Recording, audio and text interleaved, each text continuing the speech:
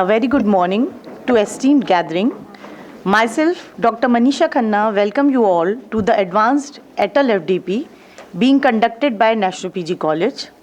Respected Chief Guest, Dr. Arun Mohan Sherry Sir, Director IIIT Lucknow, Honorable Manager Sir and Chief Patron of FDP, Ujjwal Raman Singh Ji Sir, Honorable Principal Sir and Coordinator of FDP, Professor Dr. Deven Kumar Singh Ji, respected Professor Dr. Ramkrishna Jaiswal Sir, who is also the co-coordinator of the FDP and Head Department of Hindi, senior teachers Dr. Jyoti Bhargav Ma'am, Dr. Preeti Maurya Ma'am, Dr. Surendramani Tripathi Sir, and dear colleagues, along with the dear participants.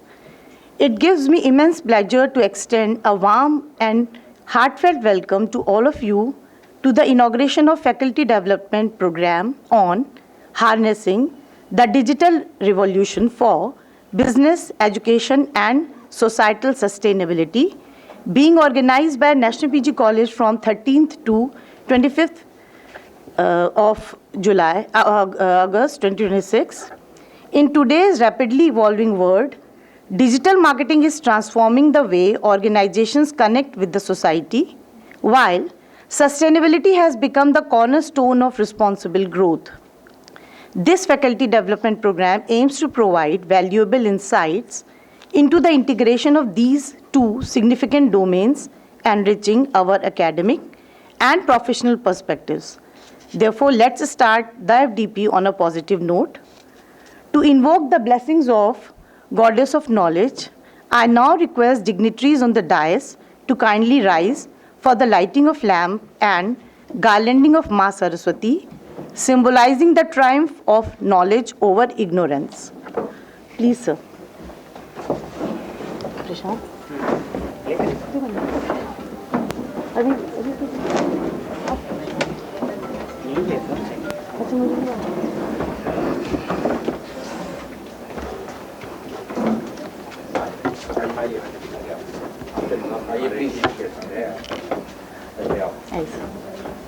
Namaste.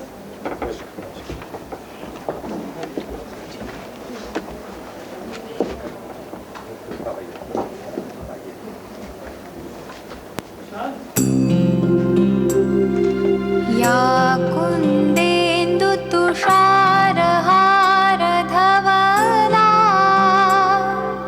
या शुभ्रवस्त्रावृता या वीणावरदण्डमण्डितकरा या श्वेतपद्मासना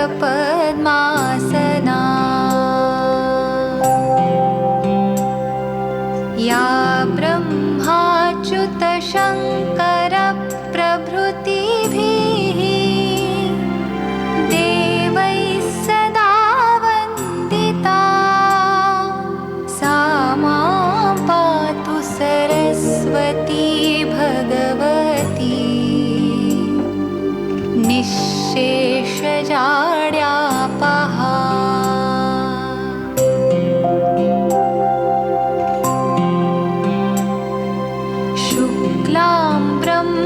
विचारसारपरमा आद्यां जगद्व्यापिनीं वीणापुस्तकधारिणीम् अभयदा जाड्यान्धकारापहा। Thank you, sir.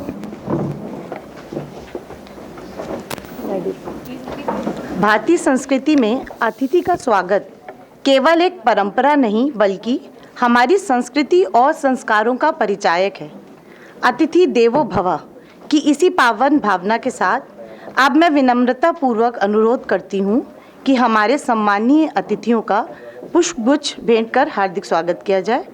For this purpose I would like to invite our respected principal sir to felicitate our chief guest Dr. Arun Mohan Sherry with the memento and planter as a token of our gratitude and warm welcome.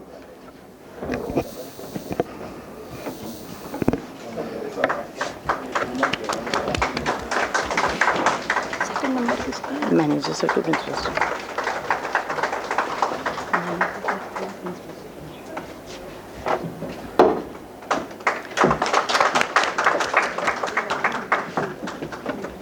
Sir, we will bother you again, Principal Sir, for giving memento and planter to manager, sir.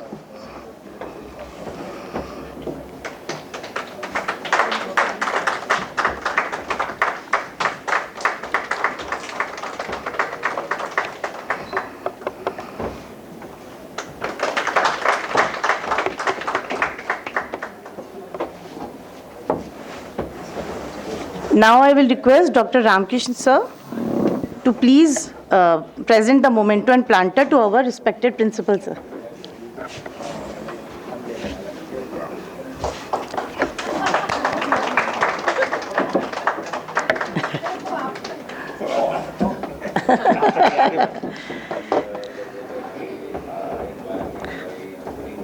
Now I would like to invite Dr. Shanli Lamba to felicitate Dr. Ramkrishnan Jaiswal sir, co-coordinator of FDP.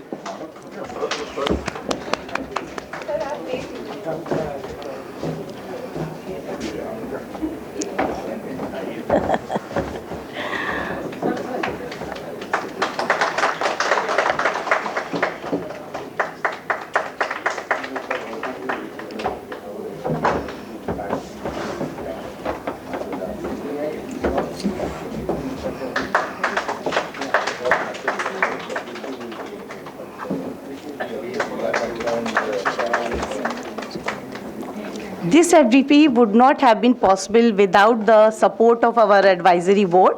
Therefore, to felicitate member of our advisory board, Dr. Jyoti Bhargav, I would like to, she is also head of Department Commerce. I would like to invite Dr. Nidhi Srivastava.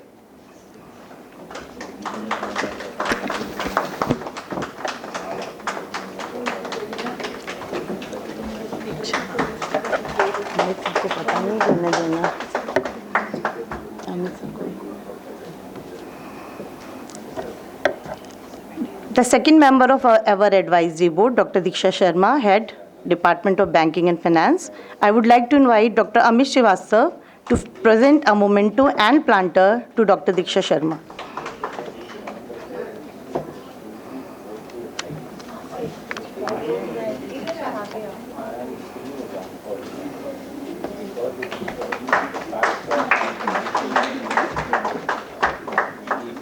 Thank you, everyone. For introduction of FDP, I would like to call upon the dais Dr. Nidhi Srivastava, Head, Faculty of Management Studies and Course Coordinator, FDP. Since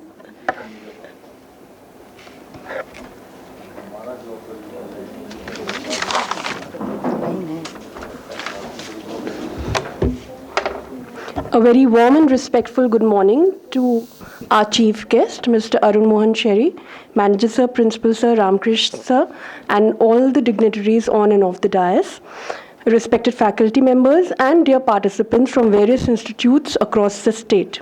It is my privilege to welcome you to the AICTE Atal Advanced Faculty Development Program on harnessing the digital revolution for business education and societal sustainability. We are living in an era where digital technologies are reshaping every aspect of human life, be it our own personal lives, our professional lives, the society in which we are living, the job which we are doing, and therefore it was thought right to carry out an FDP on this particular topic.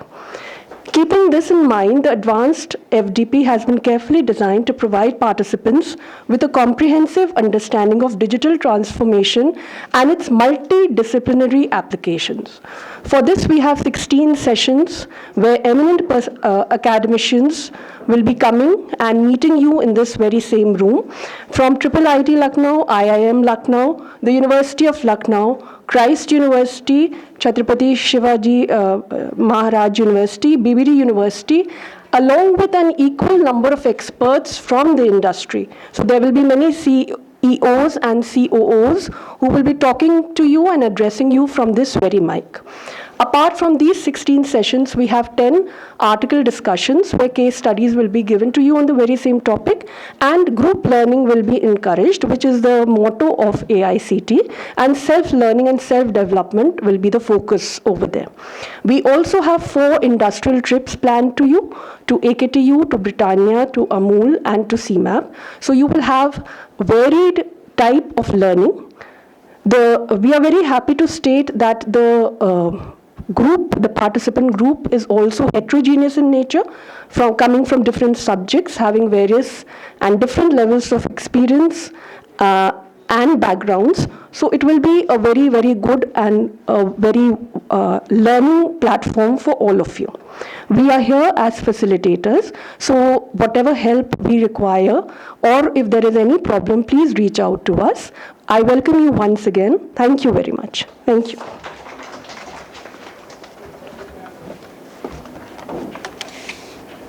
नेतृत्व वह प्रकाश है जो केवल मार्ग नहीं दिखाता बल्कि नई दिशाओं का सृजन भी करता है। इन्हीं प्रेरक शब्दों को सार्थक करते हैं हमारे संस्थान के यशस्वी प्रबंधक सर आदरणीय श्री उज्ज्वल रमन सिंह जी। आप शिक्षा, गुणवत्ता और नवाचार के प्रबल समर्थक हैं।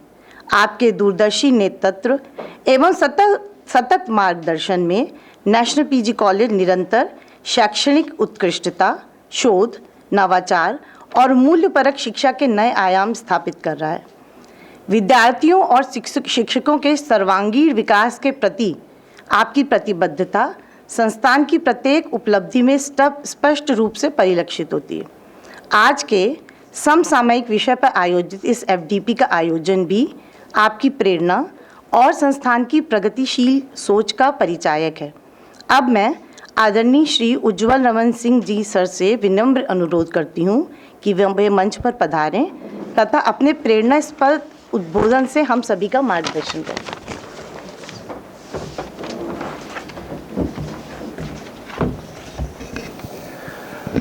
Arun Mohan ji, who is the chief guest, Principal Dr. Devendra Kumar Singh ji of National PG College, Ramkrishna ji, and all the senior faculties and the other faculty members who are present out here.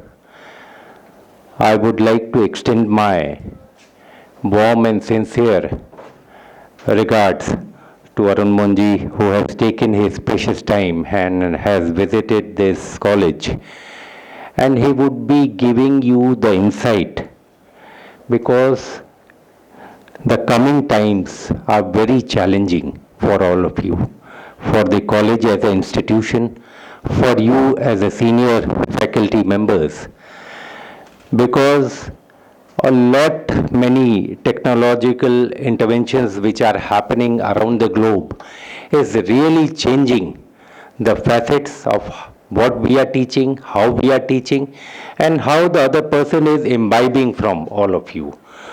These, if we don't adapt to these new practices, then we would be left out in this, I would say, a mad race. And ultimately the college, ultimately the students, and ultimately everybody is going to suffer.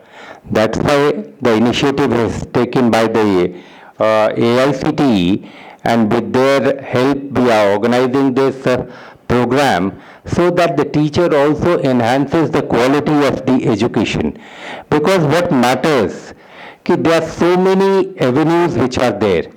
If you go to the YouTube, if you go to the coaching classes, whatever we are providing in the classes should be good enough for the students so that they come to the classes. If we are not giving any value addition, then the students would go to some other place, because the options are there. 20, 30 years down the line, there were not so many options available, but now it is. So you have to also prove. You have also to take up this challenge, and this challenge is, what I would say, it is easier said than done. It's humongous what I could see, what it is coming. It is like a meteor, it's coming from anywhere. So I would only ask all of you to, whatever the programs that we have chalked out, You should stick to that program, try to learn, and when you learn, you'll come to know, because you have to upskill yourself day by day. It is not like that textbook that you have read long time, the textbook that you have read a long time in your sometime in your career. Uh, it's not going to work anymore, because the students are also well aware. Students who are coming to the class also know so much. So they want you to express more, they want you to give a value addition to whatever they are learning, and they are also very competitive. These days, I am seeing the child of class 10th and 12th. I think the class 12th the results hardly matters. One is CUT, another is NEET, and then JEE. So everybody is going for this competitive examination, which is making these child very competitive. So the teachers has to also go. The faculty members should also think the UG and PG program that we are having, so you should be also to that level what the students want. So I think the faculty development program has been designed as per the requirement and needs of that. And the expert, the chief guest who has come, he would give you more insight on this, because he is the expert. He knows inside out what is happening and what is going to happen. So he would give you in great detail.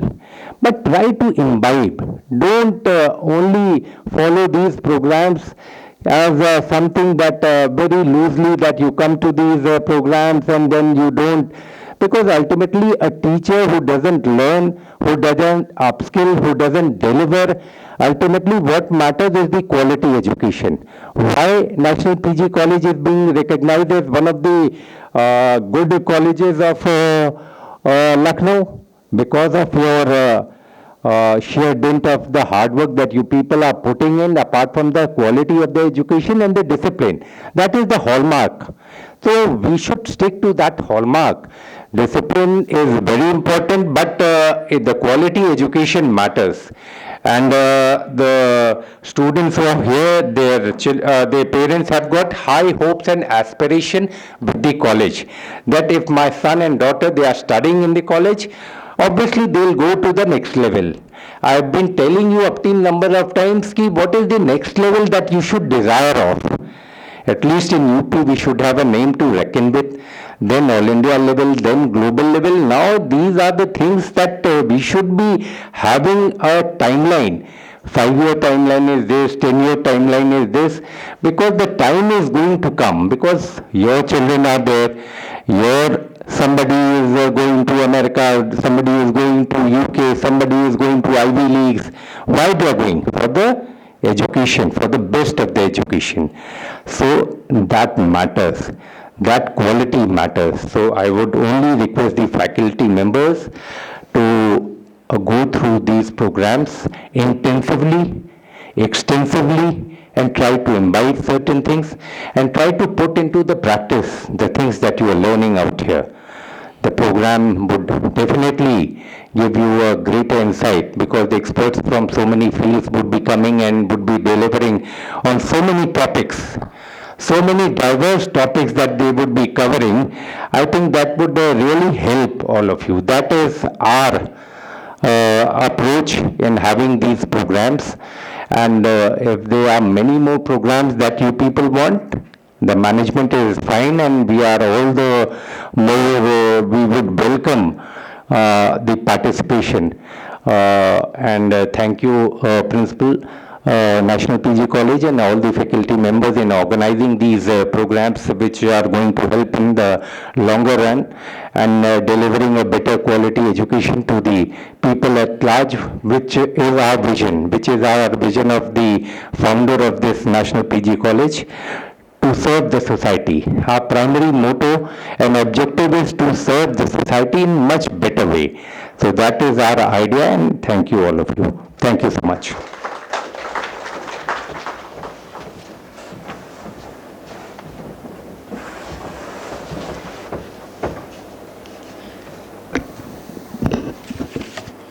जहाँ नेतृत्व में दूरदृष्टि हो, वहाँ शिक्षा केवल degree नहीं बल्कि व्यक्तित्व निर्माण का माध्यम बन जाती है।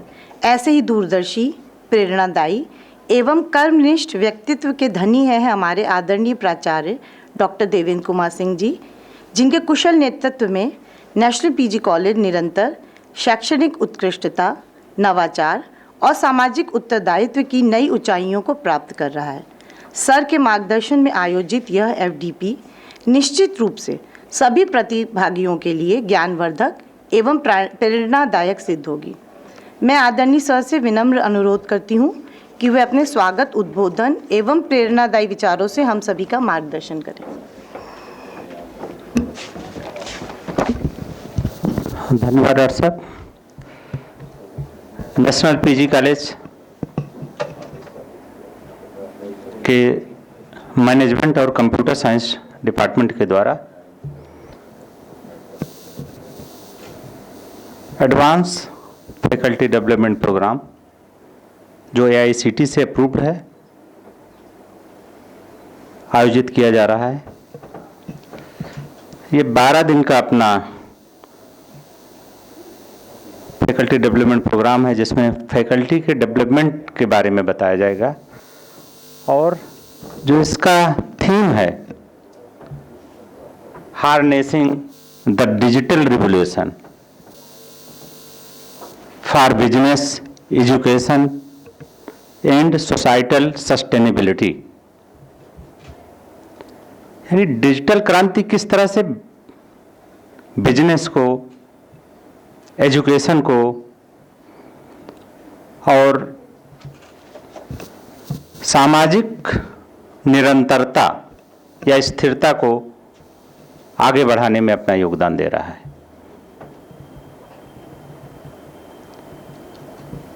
निश्चित रूप से एक सामयिक विषय है, अंतर विषयक थीम है, और आज के इस विषय पर अपना प्रकाश डालने के लिए मुख्य अतिथि के रूप में, मुख्य वक्ता के रूप में उपस्थित हैं प्रोफेसर अरुण मोहन शेरी जी।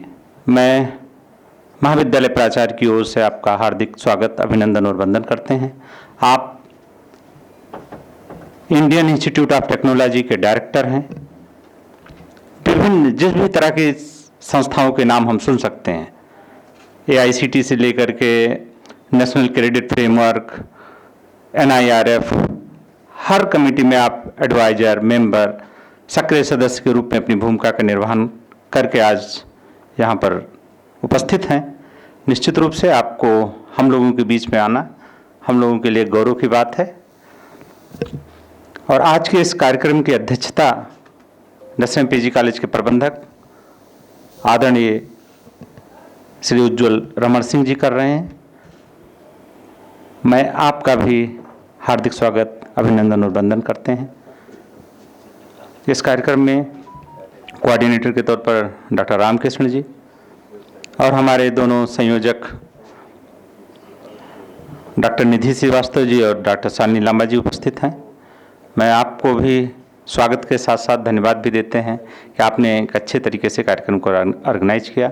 विभिन्न संस्थानों से आए हुए faculty members, national PG college के फैकल्टी, मैं सभी का स्वागत करता हूं। थोड़ा मैं ये भी बताना चाहता हूं कि आखिर हमने क्या अनुभव किया एज ए हिस्ट्री स्कॉलर कि AI कैसे उपयोगी हो सकता है जीवन में या टीचिंग पेडागॉजी में। हम में सब लोग 6th, 7th, 8th तक तो हिस्ट्री पढ़े ही होंगे। इंडस वैली सिविलाइजेशन के एक्सकवेशन में एक बड़ी सुंदर सी सील मिली थी, जिसको हम लोग पशुपतिनाथ का मुद्राएं कहते हैं, सील कहते हैं, जिसमें एक ध्यानस्थ हार्न सींग लगाए हुए एक योगी बैठा हुआ है, लेकिन उसका बायां हाथ टूट गया है। सील जो मिली है उसका बायां हाथ गायब है। तो ये नहीं समझ में आ रहा था कि आखिर इस बाएं हाथ में क्या रहा होगा, और उसको नाम दिया गया जो उस समय के हिस्टोरियन ने कि ये पशुपति जी की सील होगी। हम सब जानते हैं शिव जी के साथ सांप का एक अनन्य संबंध है, और उस पूरी सील को आप देखेंगे एक्चुअल में जो सील है तो उसमें सांप कहीं नहीं है। तो किसी ने ध्यान भी नहीं लगाया। फिर एआई आई, तो एआई पर डाला गया कि आखिर इस तरह की सील पूरे वर्ल्ड में कहीं मिली है क्या। तो ये पता लगा 2nd सेंचुरी बीसी में फ्रांस में एक स्थान पर ये सील मिली, और वो सील लगभग 95% इस सील से मैच करती है, और वो पूरी की पूरी मिली है, यानी उसका बायां हाथ भी है, और उस बाएं हाथ में वो योगी एक स्नेक को पकड़े हुए है। और यदि गूगल पे आप सर्च करेंगे तो इस सील के सिमिलर में वो सील आपको मिल जाएगी, और फ्रांस में किस स्थान पे है सब कुछ है। यानी एआई ने हमारे पढ़ाने की टेक्निक को और एनहेंस करने का एक रास्ता दिया है। जरूरत यह है कि आखिर हम उसको यूज कैसे करें, एआई को हम कैसे अपने से जोड़ें।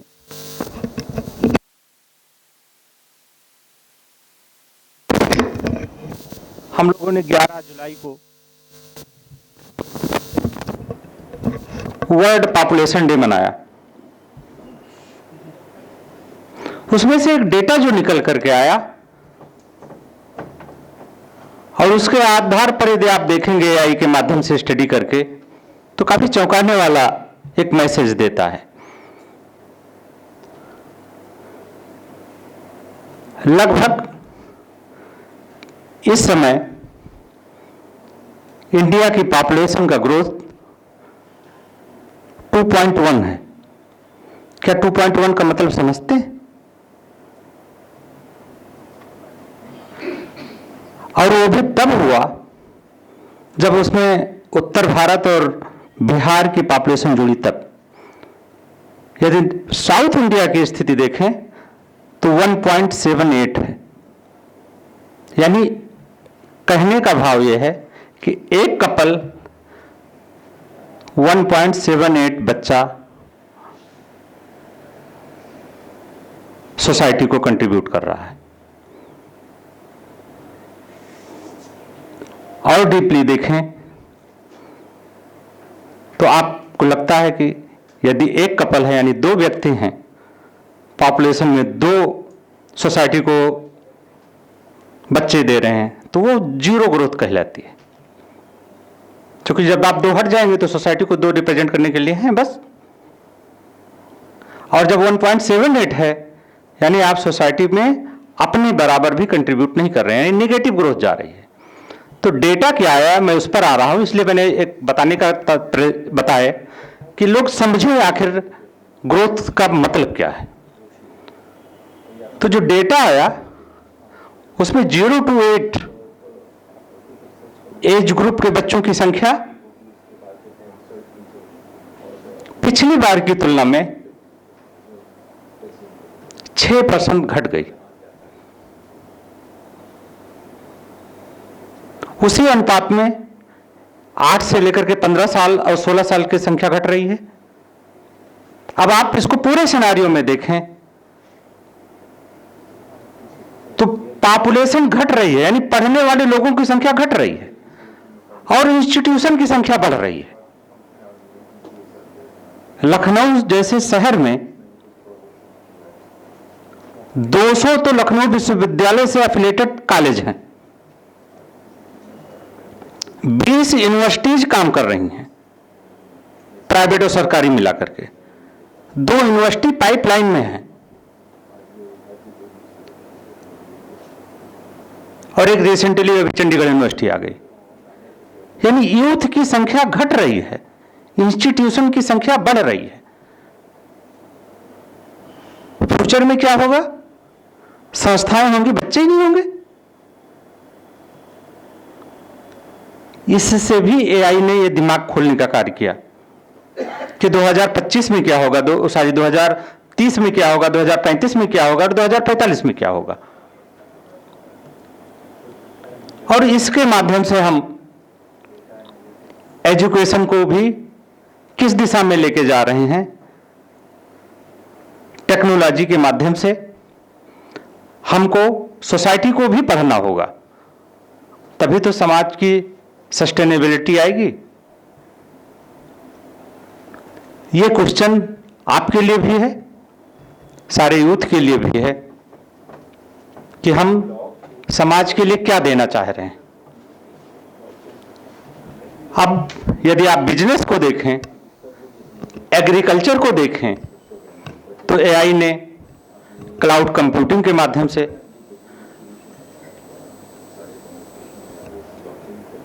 बिजनेस को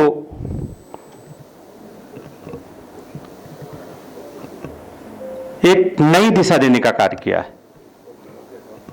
और जो डिमांड आ रही है रोजगार को लेकर के, वो यही है कि आप एआई को कैसे स्मार्ट तरीके से अपनी स्किल के एनहेंस में यूज करते हैं। जितने भी वेयर हाउस के सप्लाई चेन हैं, वो क्लाउड ब्लॉकचेन टेक्नोलॉजी के माध्यम से, क्लाउड कंप्यूटिंग के माध्यम से जुड़ रही हैं, और सेंटर से लेकर के रूरल एरिया तक इसका विकास दिख रहा है। तो टेक्नोलॉजी ने बिजनेस को भी आगे बढ़ाने का कार्य किया है, और इसी के रूप में नेशनल पीजी कॉलेज ने डिजिटल बिजनेस प्रोग्राम बीबीए में स्टार्ट किया। जब तक किसी भी प्रोग्राम को आप इंडस्ट्री से नहीं जोड़ेंगे तो आगे बढ़ना संभव नहीं है। एआई यह मैसेज भी देने का कार्य करता है कि आपको अपने में क्रांतिकारी परिवर्तन लाने में, खास करके अपने विचारों में, अपनी सोच में। और जब कोई स्टडी करें या कोई टीचिंग के लिए अपना पीपीटी बनाएं, तो कम से कम उसको अन्य तरीकों से जोड़ने की कोशिश करें। जब तक आप नया नहीं देंगे, आपने वही घिसा पिटा पुराना नोट लाया, जो हमने पढ़ा है उसमें कुछ नया नहीं ऐड ऑन करेंगे, तो बच्चा क्लास में नहीं आएगा। क्यों आएगा? आपने कुछ उसमें नया दिया क्या? एआई के माध्यम से क्या आपने स्टडी के एरिया को बढ़ाया क्या? जो लेकिन आ रही है उसको दूर करने का कोशिश किया क्या? जैसे कॉमर्स में सब्जेक्ट है अकाउंटिंग का,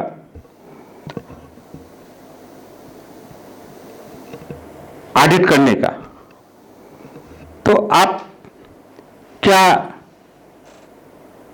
फाइनेंशियल ऑडिट ही करते हैं? जबकि WUNO ने SDG को अडॉप्ट किए हुए 2005 साल होने को है, तो क्या आपने एनवायरमेंटल ऑडिट जोड़ा करिकुलम में? क्या आपने एजुकेशनल एकेडमिक ऑडिट जोड़ा उसमें? ऑडिट का मतलब तो कोई फाइनेंशियल ऑडिट ही नहीं हुआ ना।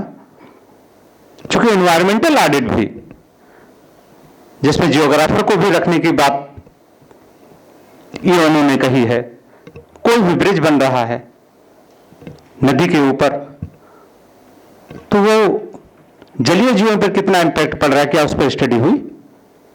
कोई रोड बन रही है, उसने जमीन को, फर्टाइल लैंड को, जंगलों को कितना इंपैक्ट डाल रहा है, क्या इस पर स्टडी हुई क्या? जब तक ये नहीं हो रही तो आप डेवलपमेंट कैसे कर रहे हैं? तो ये डेटा भी एआई के साथ निकालें, और करिकुलम को भी चेंज करने की बात की जाती है। शायद अटल FDP प्रोग्राम टेक्नोलॉजी के माध्यम से फैकल्टी को इंप्रूव करने का तात्पर्य यही है कि आप अपने अध्ययन के क्षेत्र को बढ़ाएं। जब तक आप बढ़ाएंगे नहीं, स्टूडेंट्स को कुछ नया दे नहीं पाएंगे, तब तक हम इस तरह के जो भी प्रोग्राम स्टार्ट करेंगे उसकी कोई उपयोगिता नहीं रहेगी। इसलिए करिकुलम से लेकर के टीचिंग पेडोलॉजी तक हर क्षेत्र में एआई की उपयोगिता को जोड़ना पड़ेगा, और हम एआई इनबिल्ड कैंपस हैं, ये हमारी करिकुलम का एक पार्ट होना चाहिए। जब तक ये हमारे करिकुलम का एक पार्ट नहीं बनेगा, तब तक हम, मोदी जी जब प्रधानमंत्री आए तो उन्होंने एक स्कीम चलाई थी जिसका एक पार्ट है ये डिजिटल रिवोल्यूशन। डिजिटल इंडिया 1 जुलाई 2015 को डिजिटल इंडिया प्रोग्राम स्टार्ट हुआ था, और 11 साल हो गए, और डिजिटल इंडिया ने कई रूपों में अपनी उपस्थिति दिखाई। एजुकेशन में इस समय इम्पैक्ट पड़ रहा है, हम लोग केवल ये मान लेते हैं कि निगेटिव इम्पैक्ट ही पड़ रहा है, क्योंकि एलएमएस मिल जा रहा है और बच्चे घर पर बैठ करके पढ़ते हैं। नहीं, यदि आप अपने स्टडी और रिसर्च का दायरा बढ़ाएंगे तो निश्चित रूप से एआई बच्चों को इंटरेक्ट करेगा इस बात के लिए कि क्लासरूम में आए, और निश्चित रूप से यह एक पॉजिटिव साइन होगा जो स्टूडेंट क्लास छोड़ करके बंक करके गायब हो जाते हैं। इसलिए कि हम जब तक उसमें पुरानी चीज़ें देते रहेंगे बच्चा आपके पास नहीं आएगा। मैं पुनः समस्त जो हमारे फैकल्टी मेंबर्स हैं, हमारे डायस पर उपस्थित विद्वत जन हैं, मैं प्रोफेसर अरुण मोहन शेरी जी, आदरणीय प्रबंधक महोदय, सभी को धन्यवाद देते हैं कि आपने इस कार्यक्रम में उपस्थित रहे हैं और अपना अभी उद्बोधन शेरी साहब जी देंगे। निश्चित रूप से वो एक विद्वतापूर्ण और एक नॉलेजेबल हमारा लेक्चर, इनका आपका लेक्चर होगा और हम सब उससे लाभान्वित होंगे। धन्यवाद।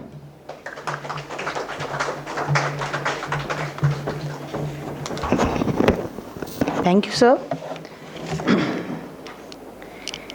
शब्दों में वह शक्ति होती है जो विचारों को दिशा देती है और व्यक्तित्व में वह तेज जो समाज को प्रेरणा देता है। इन पंक्तियों को सार्थक करते हैं हमारे आदरणीय प्रोफेसर डॉक्टर रामकृष्ण जायसवाल जी। वे केवल हिंदी विभाग के अध्यक्ष ही नहीं बल्कि एक ओजस्वी वक्ता, संवेदनशील साहित्यकार, कुशल शिक्षाविद और प्रेरणादायी व्यक्तित्व हैं। उनके शब्द श्रोताओं को केवल प्रभावित नहीं करते बल्कि विचार करने के लिए भी प्रेरित करते हैं। Therefore, for vote of thanks and formal closing of inaugural session, I would like to invite sir. Afterwards, we will have lecture of Dr. Arun Mohan Sherry sir, Director IIIT in session 1. Thank you.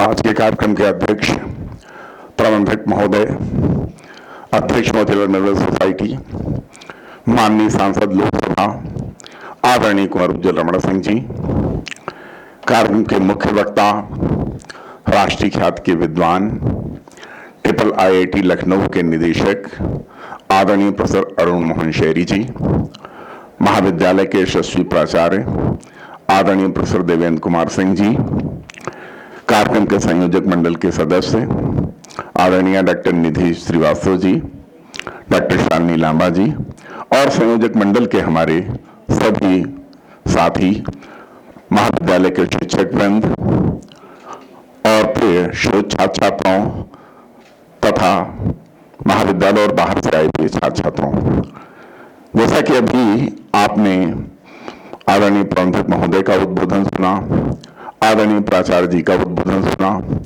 और उसमें चीज बताई गई कि किस प्रकार से आज भारतीय ज्ञान परंपरा के साथ साथ डिजिटल युग के साथ जुड़ने की आवश्यकता है।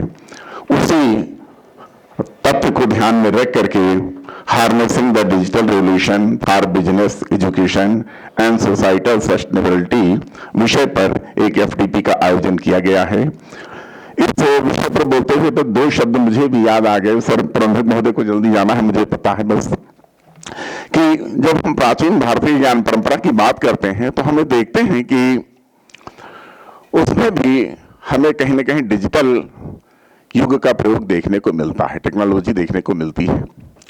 एक प्रसंग मुझे ध्यान आ रहा है कि जब रामचरितमानस का प्रसंग है कि भगवान राम ने सोचा कि हमको अब सीता का पता चल गया है और लंका पर चढ़ाई करनी है, तब उन्हें लगा कि अब हमको समुद्र पार जाना है। क्या करें? 3 दिन तक उन्होंने विनय की, लेकिन जब विनय से समुद्र नहीं माना तो अब उनको डिजिटल टेक्नोलॉजी का प्रयोग करना है। और उन्होंने क्या कहा? लक्ष्मण बाण सरासन आनु, 100 बार आनु, अब मैं अग्निबाण से इस समुद्र को सुखा दूंगा। एक डिजिटल टेक्नोलॉजी थी उनके पास कि मैं इसको सुखा दूंगा। तो तुरंत समुद्र आया, प्रकट हुआ और उसने क्या कहा? उसका नया मोड़ दिया, कहा डिजिटल टेक्नोलॉजी कई रूपों में है। तो उसने कहा प्रभु इतनी हाई लेवल की डिजिटल टेक्नोलॉजी अपनाने की आवश्यकता नहीं है, इससे और सामान्य स्तर की डिजिटल टेक्नोलॉजी आपके है डिपार्टमेंट में। कहा वो कौन सी है? तो उन्होंने कहा आपकी सेना के दो कुशल लोग हैं। कौन? नाथ नील नल कपि दो भाई, लरिकाई ऋषि आशीष पाई, तिनके बरस किए गिरि भारे, तरिहे जलधि प्रताप तुम्हारे। नल और नील नामक जो दो लोग हैं वो डिजिटल टेक्नोलॉजी में कुशल हैं। वो जैसे किसी पत्थर का स्पर्श करेंगे पत्थर का भार समाप्त हो जाएगा, पत्थर तैरने लगेगा। इस तरीके से आप पुल बना लीजिए और आराम से अपनी सेना लेकर के जाइए। भगवान राम ने उस टेक्नोलॉजी का प्रयोग किया और 15 दिन के अंदर उस समुद्र पर पुल बन के तैयार हुआ और उनकी सेना लंका पहुंच गई। तो तात्पर्य यह है कि हमारी प्राचीन भारतीय परंपरा में भी डिजिटल टेक्नोलॉजी का प्रयोग होता रहा है और आज भी डिजिटल टेक्नोलॉजी के माध्यम से हमारे यहाँ शिक्षा, संस्कृति, समाज आगे बढ़ रहा है। आदरणीय प्रबंधक जी अपने बहुमूल्य समय निकाल करके यहाँ पर आए, उनके लिए मैं रामचरितमानस की 2 चौपाइयों का प्रयोग करना चाहूंगा। एक राजर्षि का उदाहरण है। वो राजा भी हैं, प्रशासन में भी उच्च पद पर हैं, सांसद लोकसभा हैं और साथ ही साथ शिक्षा और नवाचार को भी एक नई दिशा देने में समर्थ रहते हैं। क्या है कि रामचरितमानस से लिखा गया कि जोग भोग महाराज गोई और राम बिलोकत प्रगटो सोई, सम शीतल नहीं त्यागई नीति, सरल स्वभाव समय संप्रीति। सर आप आए, आपके प्रति महाविद्यालय की ओर से हृदय से धन्यवाद ज्ञापित करता हूँ। हालांकि महाविद्यालय तो आपका ही है। दूसरी ओर आज के मुख्य वक्ता जो राष्ट्रीय ख्याति के विद्वान हैं, IIIT के निदेशक आदरणीय प्रोफेसर अरुण मोहन शैरी जी, जिनके विद्वतापूर्ण व्याख्यान से हम सभी लाभान्वित होंगे, महाविद्यालय में आए। महाविद्यालय की ओर से उनके प्रति मैं हृदय से धन्यवाद ज्ञापित करता हूं। आदरणीय प्राचार्य जी जो एक नवाचार और रचनात्मक सोच के धनी हैं, जो इस प्रकार के आयोजन निरंतर आयोजनों में अनवरत संलग्न रहते हैं, मैं उनके प्रति से धन्यवाद ज्ञापित करता हूं। हमारे संयोजक मंडल के सभी सदस्यों, खास करके डॉक्टर निधि श्रीवास्तव जी, डॉक्टर शालिनी लांबा जी ने बहुत अथक प्रयास इसमें किया, उनकी टीम ने बहुत प्रयास किया, वो अनवरत प्रयास कर रहे हैं अभी। सब मेरी मंगल कामनाएं, शुभकामनाएं उनको कि कार्यक्रम में वो सफलता प्राप्त करें। और हमारे सभी जो यहाँ पर प्रतिभागी लोग हैं, हमारे सही शिक्षक साथी जो हैं, उन सबके प्रति मैं धन्यवाद ज्ञापित करता हूँ। शोध छात्र छात्राएं जो यहाँ पर आए हैं, सबके प्रति धन्यवाद ज्ञापित करता हूँ। बहुत बहुत शुभकामनाएं। धन्यवाद।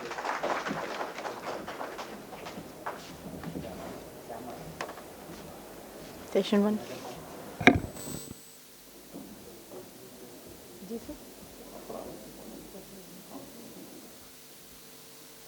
It is my privilege to introduce our esteemed speaker, Professor Dr. Arun Mohan Sheri sir, Director IIIT Lucknow, an institute of national importance, a distinguished academician, visionary leader, and institution builder. Dr. Sheri has over 28 years of experience in higher education, academic leadership, research, industry collaboration, and educational policy. He is MSc Gold Medalist, holds MTech in Computer Science from IIT Kharagpur, and PhD. Under his dynamic leadership, IIIT Lucknow has emerged as a center of excellence through the introduction of innovative academic programs, enhanced research, and strong industry and global collaborations. Earlier, he held key leadership positions at reputed institutions such as NMIMS University, IMT Ghaziabad. Dr. Sheri has guided numerous research scholars, published over 45 research papers, and contributed significantly to shaping higher education in India. He serves on several prestigious national bodies including NBA, NIRF Society, and expert committees of UGC and AICTE, playing an active role in implementing the National Education Policy NEP 2020. His outstanding contributions have been recognized with several prestigious awards, including Anand Swarup Bhatnagar Gold Medal, Indian Icon Award, Rabindranath Tagore Samman, and Maulana Azad Puraskar. We are indeed honored to have such an eminent educationist and thought leader with us today. May I now request Professor Dr. Arun Mohan Sheri sir to kindly address the gathering. Ladies and gentlemen, please welcome him with big round of applause.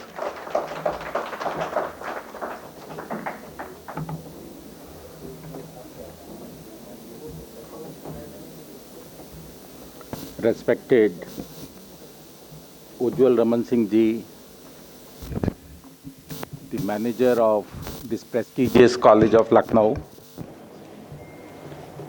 Honorable Principal Sahab, Professor Ramkrishna ji, HOD Computer Science, faculty member of this prestigious college, and dear participants.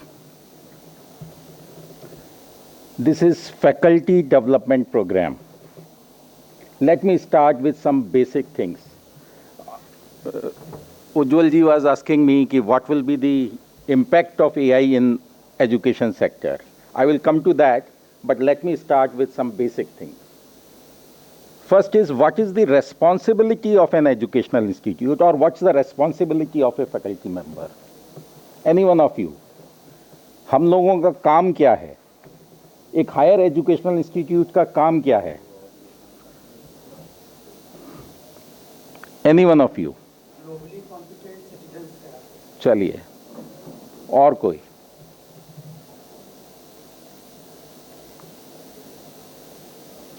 देखिए, for an educational institute there are 3 primary responsibilities, and in mathematical terms the formula is known as 3K formula. And what is the meaning of 3K? The first responsibility is knowledge creation. Why I am discussing this point? There is a difference between information and knowledge. लोग कहते हैं Google पे सब कुछ है, online सब कुछ दिख जाता है. जो दिख जाता है ना, that is information. It's not the knowledge. So first responsibility is knowledge creation. And knowledge creation is by research. Knowledge creation is by writing books. Knowledge creation is by writing case studies, white papers, and so on and so forth. And the major problem with our education system is we are weak in first K, that is knowledge creation. Now the second responsibility of an educational institute is knowledge dissemination. Second K, knowledge dissemination. Knowledge dissemination by your classroom teaching, online teaching, offline teaching, hybrid teaching, whatever it may be. The dissemination of the knowledge. And third responsibility of an educational institute is knowledge certification. Exam कराते हैं आप, quiz कराते हैं आप, degree बांटते हैं आप, certificate बांटते हैं आप. But now this knowledge certification definition is outdated definition now. अब डेफिनेशन ये है कि आपके यहाँ के कितने बच्चे इनोवेशन की फील्ड में जाते हैं, स्टार्टअप शुरू करते हैं, इंक्यूबेशन शुरू करते हैं. The another definition of knowledge certification. So these are the 3 primary responsibility of an educational institute. तो सबसे पहले हमें क्लियर होना चाहिए कि हमारा जॉब क्या है, हमें क्या करना है. Now, let's come to the buzzword AI. भैया AI कोई नई चीज नहीं है. आपको पता है कब शुरू हुआ था AI? Any one of you? 1950s. But why AI is so popular now?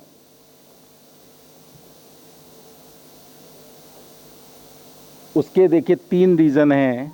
It's a old technique, old technology, but it's popular now. The simple reason is now we have availability of data. Data means, let me give you a layman example.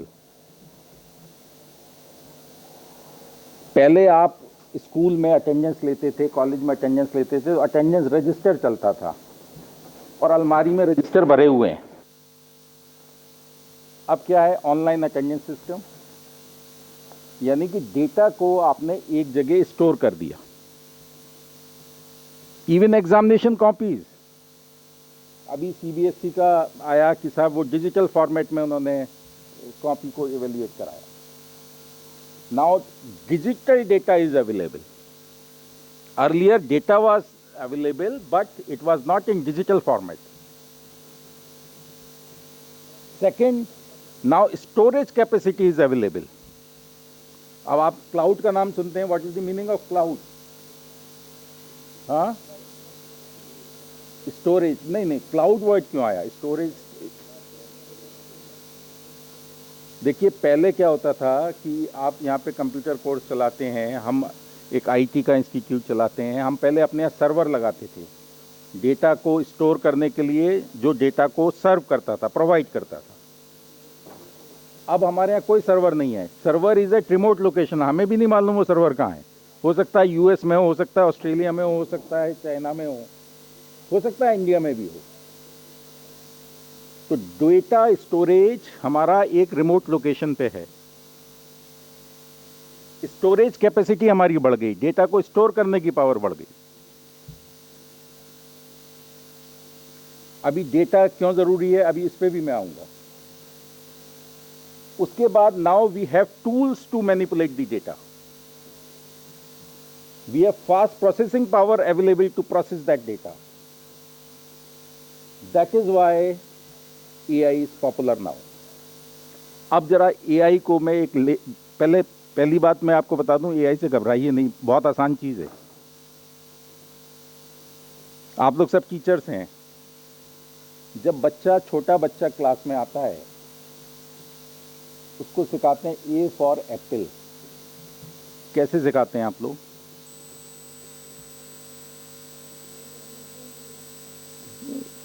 एक तरीके से नहीं सिखाते.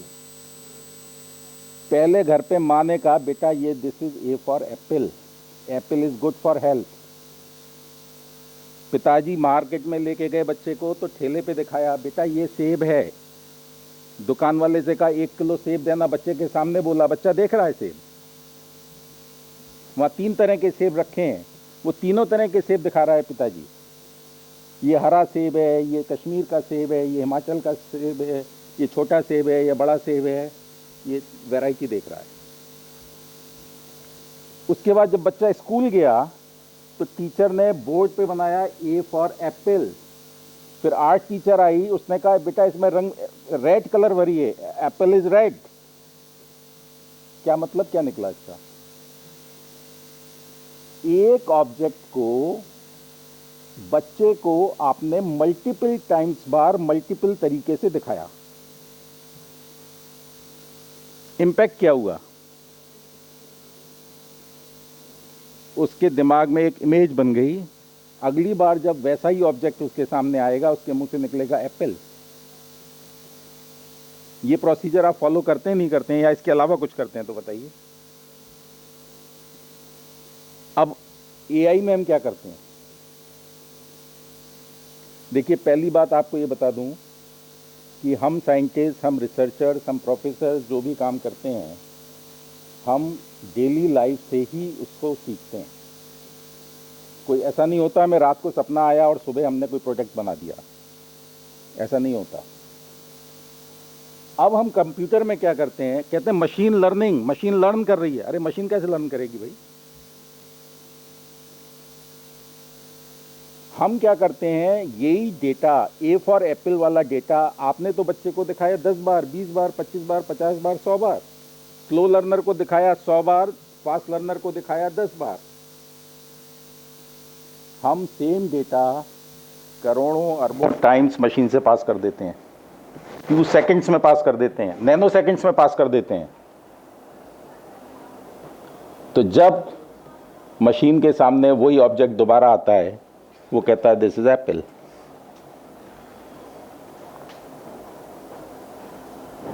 अब वो data इतना huge data, इसीलिए बोलते हैं big data. Why it's known as big data?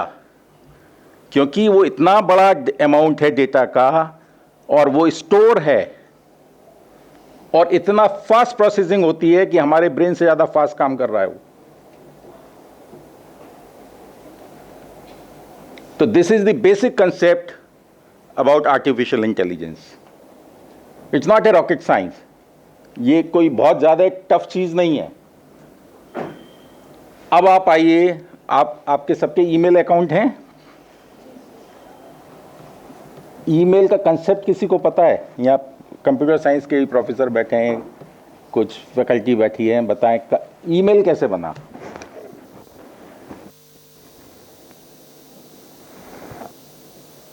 Mail, चिट्ठी, आपने सबने सुना है, आज भी पोस्ट ऑफिस से आती है, जाती है, कोरियर से आती है, जाती है।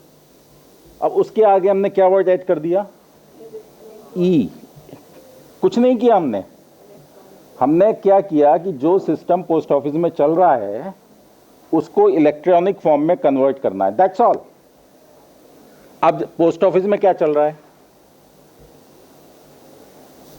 तो सबसे पहले हमने क्या किया, साइंटिस्ट ने क्या किया, रिसर्चर्स ने क्या किया कि भाई पोस्ट ऑफिस गए और बोले पोस्ट मास्टर साहब आप चिट्ठी कैसे भेजते हो, कैसे आती है, जरा ये हमें समझाइए। अब उनका सिस्टम चल रहा है, लेकिन कुछ उनके पास लिखित में नहीं था कि कैसे चिट्ठी आती है, कैसे चिट्ठी जाती है। अब कंप्यूटर वाले को, आईटी वाले को क्या चाहिए? लॉजिक। उसको ये पता करना है कि चिट्ठी कैसे आती है, कैसे जाती है। अब देखिए, अब आप अगर ईमेल का कंसेप्ट समझेंगे तो आप कहेंगे ये तो कुछ भी नहीं है, इट्स सो सिंपल। अब पोस्ट ऑफिस में अगर आप मैनेजर साहब को चिट्ठी लिख रहे हैं, कैसे लिखेंगे? टू श्री उज्जवल कुमार सिंह, प्रबंधक manager, national PG college, Lucknow, UP, India, pin code so and so. यही लिखते हैं। लॉजिक है इसमें कि नहीं है? कोई बताएगा इज देयर एनी लॉजिक और नॉट? सीक्वेंस है ना। उज्जवल लास्ट में तो नहीं लिखते, लिखेंगे तो कहेगा कोई बेवकूफ है, because there is a sequence, there is a logic. और पोस्ट ऑफिस में कैसे पढ़ा जाएगा इसको? उल्टा, कि भैया ये चिट्ठी इंडिया की है, इंडिया के बाद यूपी की है, यूपी के बाद लखनऊ की है, लखनऊ के बाद नेशनल पीजी कॉलेज की है। अब नेशनल पीजी कॉलेज तक तो चिट्ठी आ गई, अब जानी किसको है? यहाँ पे तो इतनी सारी फैकल्टी है, इतने सारे स्टूडेंट हैं, इतने सारा स्टाफ है, जानी किसको है? श्री उज्जवल कुमार सिंह जी को। ये क्या है? The physical identity of a person.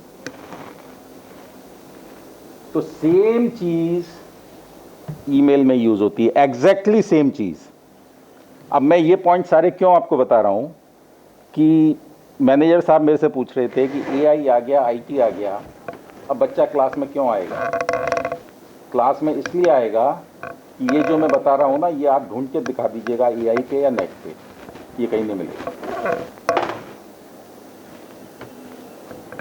और ये टीचर से एक्सपेक्ट किया जाता है कि वो बताए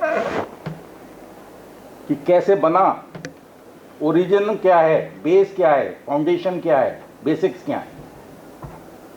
नेटवर्किंग की किताब अगर आप पढ़ेंगे तो बंडल है पूरा, मैं भी नहीं समझ पाऊंगा क्या क्या लिखा है इसमें, लेकिन अभी मैं आपको बताऊंगा नेटवर्किंग इन जस्ट 5 मिनट। तो देखिए, जो सबसे पहला आपने सबने नाम सुना होगा, नेटवर्किंग में यूज होता है पॉप। क्या बोलते हैं उसको? पॉप की फुल फॉर्म? Post office. हाँ, ये कोई बोला पीछे से, पोस्ट ऑफिस प्रोटोकॉल। कभी सोचा इसे पोस्ट ऑफिस प्रोटोकॉल क्यों कहते हैं? इसका मतलब क्या है?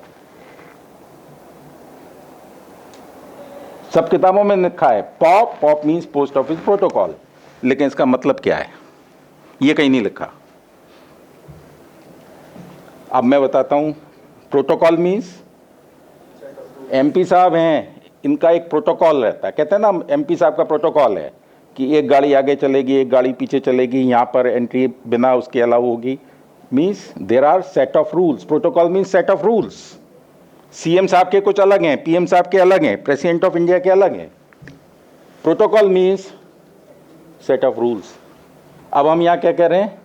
Pop, post office protocol. Protocol काहे का? पोस्ट ऑफिस का। यानी कि पोस्ट ऑफिस में क्या रूल लगते हैं? तो पोस्ट ऑफिस में जाके उनके रूल्स लिख लिए, रूल्स नहीं थे तो रूल्स समझ लिए, लिखवा लिए, और उसी को हमने डिजिटल फॉर्म में कन्वर्ट कर दिया। That is why that protocol is known as post office protocol.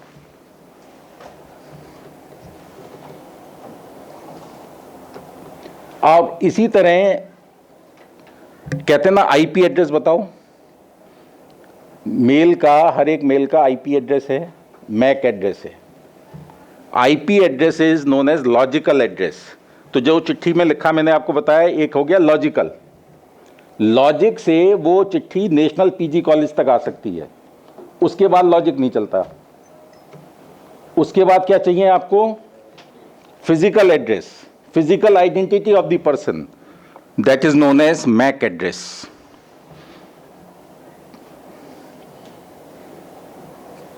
तो दिस इज द बैकग्राउंड। तो आप ये देखिए कितनी सिंपल चीजें हैं, इसमें कुछ कॉम्प्लिकेशन है नहीं है। अब आप और टिपिकल टर्म्स पे आइए। लखनऊ में आप हैं, मैं अपने सेक्रेटरी से पूछ रहा था, अपने ड्राइवर से पूछ रहा था कि भाई नेशनल पीजी कॉलेज पहुंचने में कितना टाइम लगेगा। तो सुबह जब देखा तो 15 मिनट आ रहे थे, जब हम चले तो 30 मिनट्स हो गया। क्यों हो गया? ट्रैफिक बढ़ गया। देखिए, कोई काम हम लोग नया नहीं करते हैं, सारा डेली लाइफ वाला काम है। जो टर्म यूज करते हैं bandwidth, bandwidth is just like width of A road. आप मेंबर ऑफ पार्लियामेंट प्रयागराज से हैं, अगर वहां पर ट्रैफिक बढ़ जाएगा तो एमपी साहब क्या करेंगे? पहला काम तो ये करेंगे कि रोड की चौड़ाई बढ़वा देंगे, कि रोड चौड़ी करो भाई, ट्रैफिक बहुत है। रोड चौड़ी करना मीन्स आप बैंडविड्थ नेट की बढ़ा रहे हैं। अगर नेट पे ट्रैफिक ज्यादा है तो आप क्या करेंगे? बैंडविड्थ बढ़ा देंगे, यानी कि रोड की चौड़ाई बढ़ा देंगे। जिस पे व्हीकल चल रहे हैं, किस पे चल रहे हैं? रोड पे। आपका डेटा किस पे चल रहा है? रोड पे। रोड क्या है? बैंडविड्थ। तो आप क्या करिए? बैंडविड्थ को बढ़ा दीजिए, फास्ट। लेकिन कितनी बढ़ाएंगे? अब हजरतगंज में बढ़ानी है, उसके बाद तो दुकानें गिरानी पड़ेंगी, दुकानें भी गिरा देंगे, फिर कुछ और गिराना पड़ेगा। There is limit. फिर क्या करते हैं? ट्रैफिक पुलिस क्या करेगी? क्या करेगी?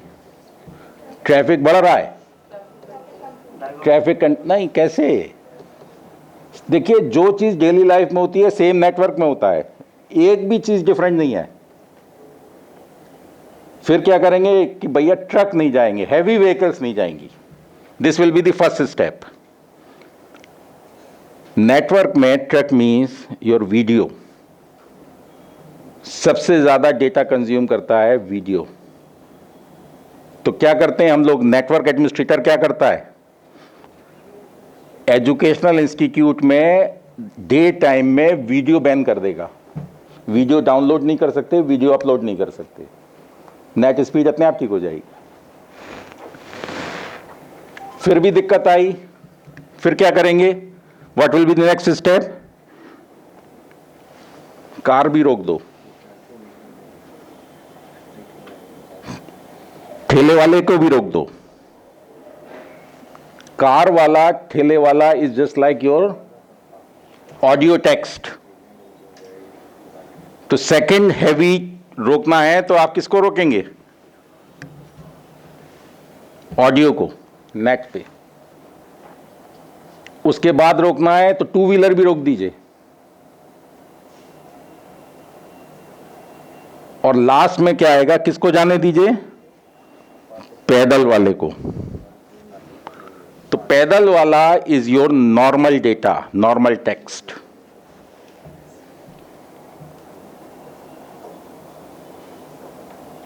तो सारा कंसेप्ट कहां से आया? जो देखा उसको इंप्लीमेंट कर दिया डिजिटल फॉर्म में। तो एआई आपको समझ में आ गया। एआई में हम क्या करते हैं? जो आप करते हैं उसको हम साइंटिफिक फॉर्म में कन्वर्ट करते हैं। मेल कैसे आया? एक एक चीज, एक एक कंसेप्ट वही है, कहीं से कोई नई चीज नहीं आई। चलिए, ऐसे तो बहुत सारे एग्जाम्पल हैं, मैं देता रहूंगा। अभी इसमें 3-4 पॉइंट्स लिखे थे जो आपका एफडीपी था। एक वर्ड यूज हुआ बिजनेस, दूसरा वर्ड यूज हुआ इसमें एंटरप्रेन्योरशिप, तीसरा इनोवेशन, कुछ इस तरह की चीजें इसमें लिखी हुई थी। तो let me touch all these points because this is the inaugural session. Let me start with entrepreneurship and innovation which is की। लेकिन सबसे बड़ी प्रॉब्लम क्या है, बज़ वर्ड होना बहुत आसान है, हल्ला मचाना बहुत आसान है, लेकिन ground reality is something different. लोग कहते हैं 95% स्टार्टअप फ्लॉप हो जाते हैं, इसलिए बच्चे जाना नहीं चाहते। क्यों फ्लॉप हो जाते हैं? एनी आइडिया क्यों स्टार्टअप फ्लॉप हो जाते हैं? आप लोग रिसर्च करते हैं, मेरे ख्याल से काफी लोग पीएचडी होल्डर होंगे यहाँ, सभी हैं। सबसे पहला टास्क क्या होता है?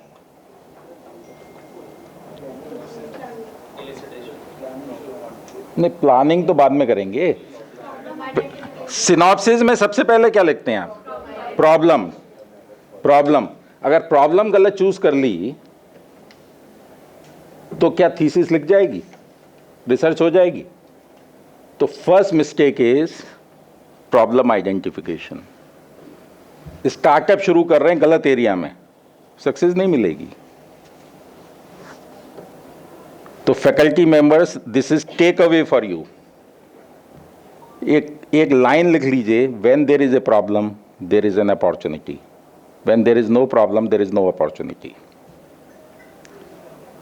हमारे पास बच्चा आता है कि साहब ये परेशानी है, ये परेशानी है, तो हम ये नहीं कहते कि हम परेशानी सॉल्व कर देंगे या हम फंड दे देंगे या हम ये काम करा देंगे। हम तो कुछ नहीं कराते।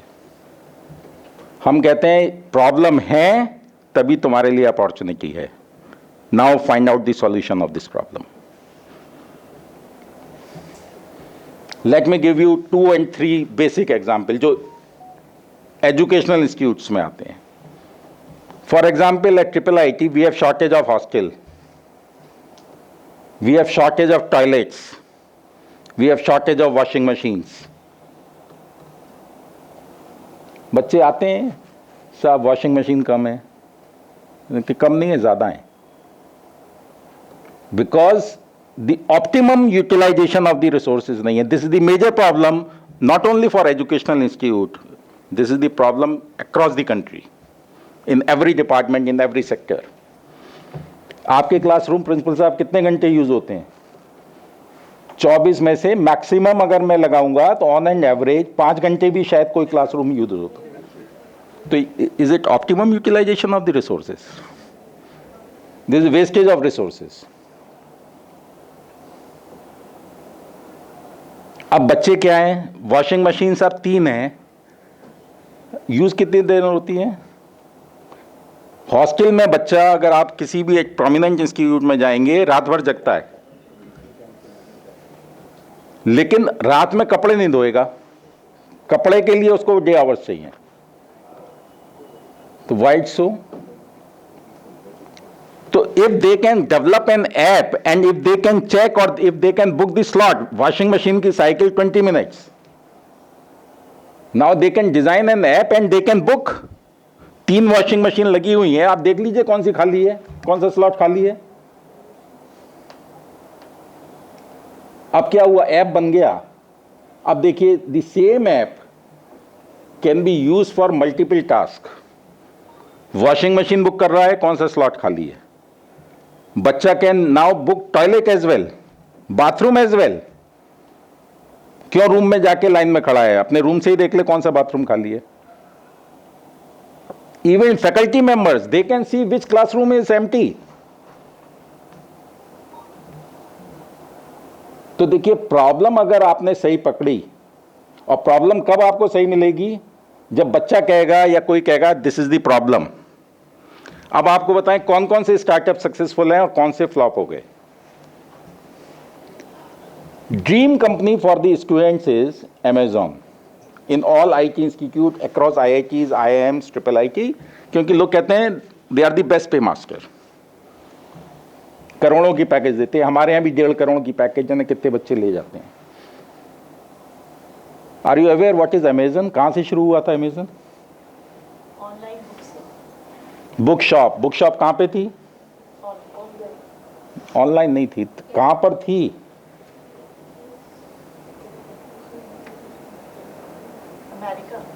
अमेरिका में। कहाँ पर थी?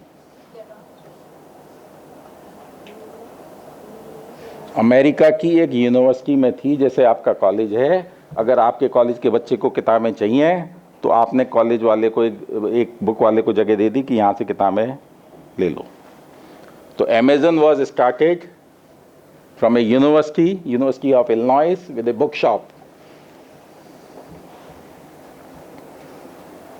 एक छोटी सी दुकान किताबों की।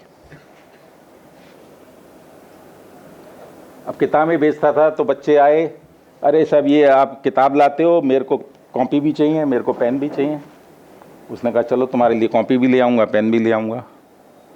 पहले वो मैनुअल करता था, लिखता था, फिर जाता था मार्केट लेके आता था, फिर सर्व करता था। फिर उसने कहा कि क्यों नहीं इसको मैं डिजिटल कर दूं कि बच्चा अपने हॉस्टल से ही लिख दे कि ये किताब चाहिए। और पहले डोर टू डोर डिलीवरी नहीं थी, उसने वहाँ पे बॉक्स लगा दिए बाद में कि वो आएगा, बॉक्स में डाल देगा, बच्चा आएगा, कोड डालेगा, अपनी किताब निकाल के, पेन निकाल के, पेंसिल निकाल के चला जाएगा। फिर जब बच्चे बोले कि अरे आप कॉपी भी ले आए, पेन भी ले आए, तो मेरे लिए टी शर्ट भी ले आना, मेरे लिए लोअर भी ले आना, मेरे लिए सॉक्स भी ले आना, मेरे लिए शूज भी ले आना। फिर बच्चे बोले मेरे लिए खाने के लिए भी कुछ ले आना। धीरे धीरे आइटम ऐड होते गए।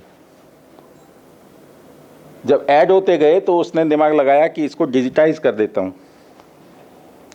एक यूनिवर्सिटी में मॉडल चल गया तो उसने कहा चलो इसको दूसरी यूनिवर्सिटी में रेप्लिकेट कर देता हूं। फिर बोला तीसरी में कर देता हूं। बोला सब जगह चल रहा है तो फिर काय को खाली अमेरिका में चलाऊं, काय को यूनिवर्सिटी में चलाऊं, हर जगह चलाऊं। And that becomes a global brand now. अब अमेजन ई कॉमर्स का नाम तो अमेजन टॉप पर। लेकिन क्या हुआ? अब इंडिया का एग्जाम्पल दीजिए। अमेजन पे सब्जी भी मिल रही है।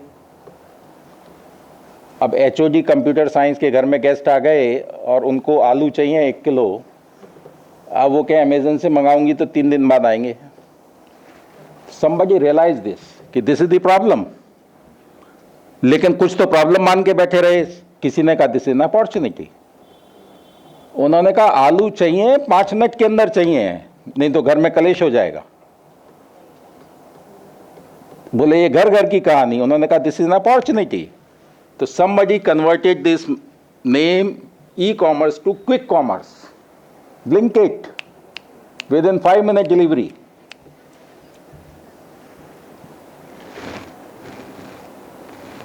कहां से आया? जब प्रॉब्लम दिखी तब आया। Urban clap. हम पहले जब छोटे थे बाल कटवाने जाते थे तो बार्बर शॉप पे सुबह 8 बजे जाके बैठ जाते थे, दोपहर में 2 बजे भी नंबर आ जाता था तो गनीमत होती थी, बैठे रहते थे। और जब घर से पिताजी उसको बार्बर को डांट लगाने आते थे कि बच्चे को इतनी देर तक बैठाए रखा है, somebody realized this कि भैया बाल कटवाना भी एक प्रॉब्लम है और हर एक को बाल कटवाना। अर्बन क्लैप पे बुक करिए, then and there barber is available. घर का नल लीक कर रहा है, प्लम्बर इज अवेलेबल। लाइट चली गई, इलेक्ट्रीशियन इज अवेलेबल। तो एक चीज याद रखिए, पहली चीज किसी की स्टार्टअप या इनोवेशन सेंटर में अगर किसी बच्चे को गाइड करना है तो पहली चीज स्कूल कॉलेज में जगह जगह लिख के टांग दीजिए, when there is a problem there is an opportunity. Second, इतने बच्चे आपके यहाँ, कितने बच्चे हैं प्रिंसिपल साहब यहाँ पर? 2000 6000 बच्चे। आपको लगता है कि कोई भी बच्चा ऐसा है जिसमें पोटेंशियल नहीं है, टैलेंट नहीं है? मेरे ख्याल से 6,500 की 6,500 में टैलेंट है। पहला काम क्या करिए, जब बच्चा आता है उससे पूछिए what's your passion, what's your hobby. और हर बच्चे की कोई ना कोई हॉबी होती है। अगर कोई बच्चा कहता है मुझे कुछ अच्छा नहीं लगता, सोना अच्छा लगता है, दिन भर सोता हूँ, तो इससे बड़ी हॉबी नहीं हो सकती। अगर आप मेट्रोज में जाएंगे तो सबसे बड़ी प्रॉब्लम यह है कि लोगों को नींद नहीं आती। उस बच्चे को नींद आ रही है तो ये भी उसकी एक खूबी है, एक आर्ट है। तो इस पॉइंट को लाइटली मत लीजिए, टेक इट सीरियसली। और मैं आपको अभी कुछ एग्जाम्पल देता हूं, देन यू विल अंडरस्टैंड कि why I am saying this point. Before joining this triple IT I was the director of A prominent business school, क्योंकि इसमें वर्ड बिजनेस भी है। And shortly I am short listed for the director of one of the IIM in the country. लेकिन खैर anyway, पहले मैं business का angle बताता हूं। एक बच्चे ने कहा माई हॉबी इज कुकिंग। कुछ लोग तो हंसेंगे, ये लड़का खाना बनाएगा। हंसिए मत। अब हमने पूछा कुकिंग क्या अच्छा बनाते हो, वेज और नॉन वेज? कि साहब वेज। वेज में क्या अच्छा बनाते हो? सैंडविच। कौन सा सैंडविच अच्छा बनाते हो? Vegetable sandwich. एनफ। यही तुम्हारा कैरियर बनेगा। और अभी आपको वो नाम भी बताऊंगा कि वही बच्चा जिसका टर्नओवर आज 100 करोड़ का है केवल सैंडविच बेच के, जिसने ये बात कही थी। अब उसको हमने क्या कहा, हम लोग करते क्या है, 4 साल का कोर्स, लास्ट सेमेस्टर में एक एंटरप्रेन्योरशिप का पेपर पढ़ा दिया और ये मान लिया कि अब ये बच्चा एंटरप्रेन्योर बन जाएगा। कभी नहीं बनेगा। ये this is the weakness of our education system.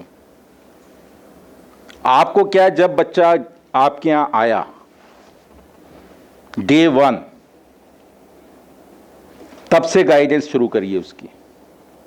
अब हमने कहा, क्या कहा, तुम कहां रहते हो? हॉस्टल में। अब your study table is your working table. तुम्हारे पास 500 रुपए हैं कि नहीं है? बच्चे ने कहा नहीं है। लोन मिलेगा तुम्हें। Within 6 months you are supposed to return 1,000 rupees to the institute because you are entering in the field of business। कोई चैरिटी में नहीं जा रहे हैं आप। पैसे की अहमियत पता होनी चाहिए। तो 500 रुपए का हमने उसको दिया लोन, with the condition कि you will return 1,000 rupees after 6 months, but you will get proper guidance from us।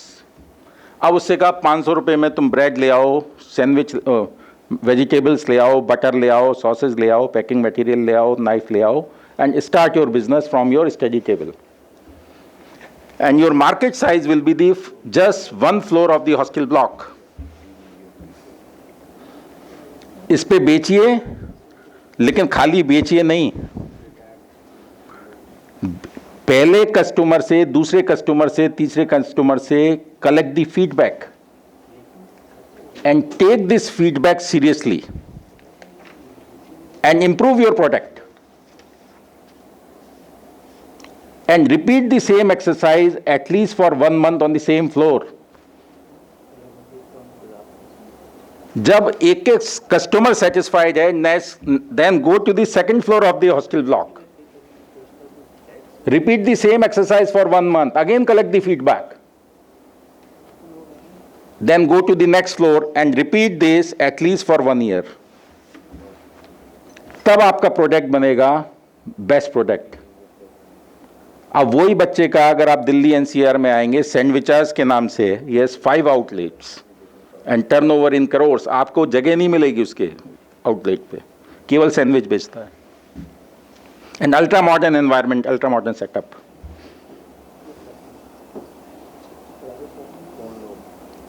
तो next take away for you is passion to profession.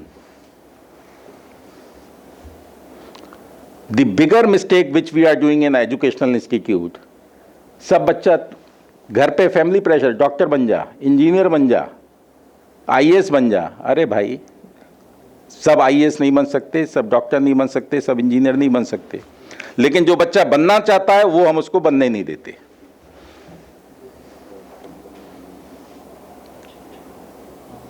तो जितने बड़े ब्रांड हैं ग्लोबली, अगर अर्बन क्लैप अगर ये कहता कि क्या बिजनेस है साहब बाल काटने का, तो घर वाले कहते बाहर निकल जा, नालायक बच्चा है।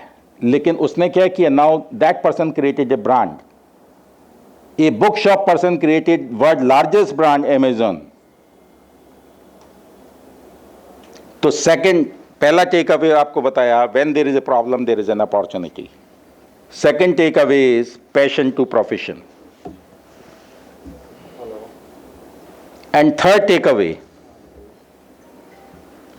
बीसीए प्रोग्राम हमें बताया प्रिंसिपल साहब ने, यहाँ चलता है, बीबीए प्रोग्राम चलता है। इन सब प्रोग्राम में क्या होता है, प्रोजेक्ट।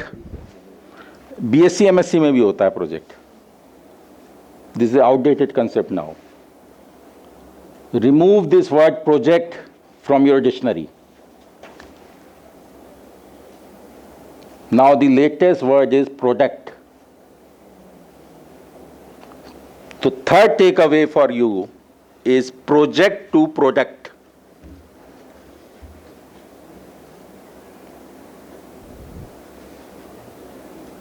प्रोजेक्ट क्या होता है, वो एक दो गत्तों के बीच में 20 कागज लगाए और आज की तारीख में बच्चे ने वो नेट से प्रिंट आउट निकाला और जमा कर दिया, प्रोजेक्ट की फॉर्मेलिटी पूरी हो गई। Don't do this.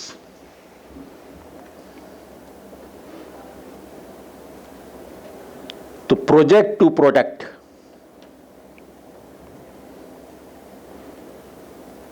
तो for entrepreneurship, for innovation, yes, project जो कि आपका एक यूजेबल और प्रैक्टिकल फॉर्म में आ जाए। आपने एक थ्योरेटिकल कंसेप्ट बना के प्रोजेक्ट बना दिया, लेकिन वो उसको आप स्केल नहीं कर सकते, उसको मार्केट में नहीं ला सकते, बाजार में नहीं बेच सकते, यूजेबल नहीं है। पढ़ाई को नहीं बेचना है, बच्चे को लाइक बनाना है। प्रोजेक्ट को ही तो कन्वर्ट कर रहे हैं आप प्रोडक्ट में, पढ़ाई को नहीं बेच रहे हैं आप। आपका काम मेजर ये है कि बच्चे को किसी लाइक बनाना है। हाँ, लाइक बनाएगा जब भी तो प्रोडक्ट बना देगा। तो लेकिन प्रोडक्ट आप कॉलेज के अंदर ही बनाइए उसको, पहले प्रोजेक्ट से शुरू करेगा और प्रोडक्ट पे आ जाएगा।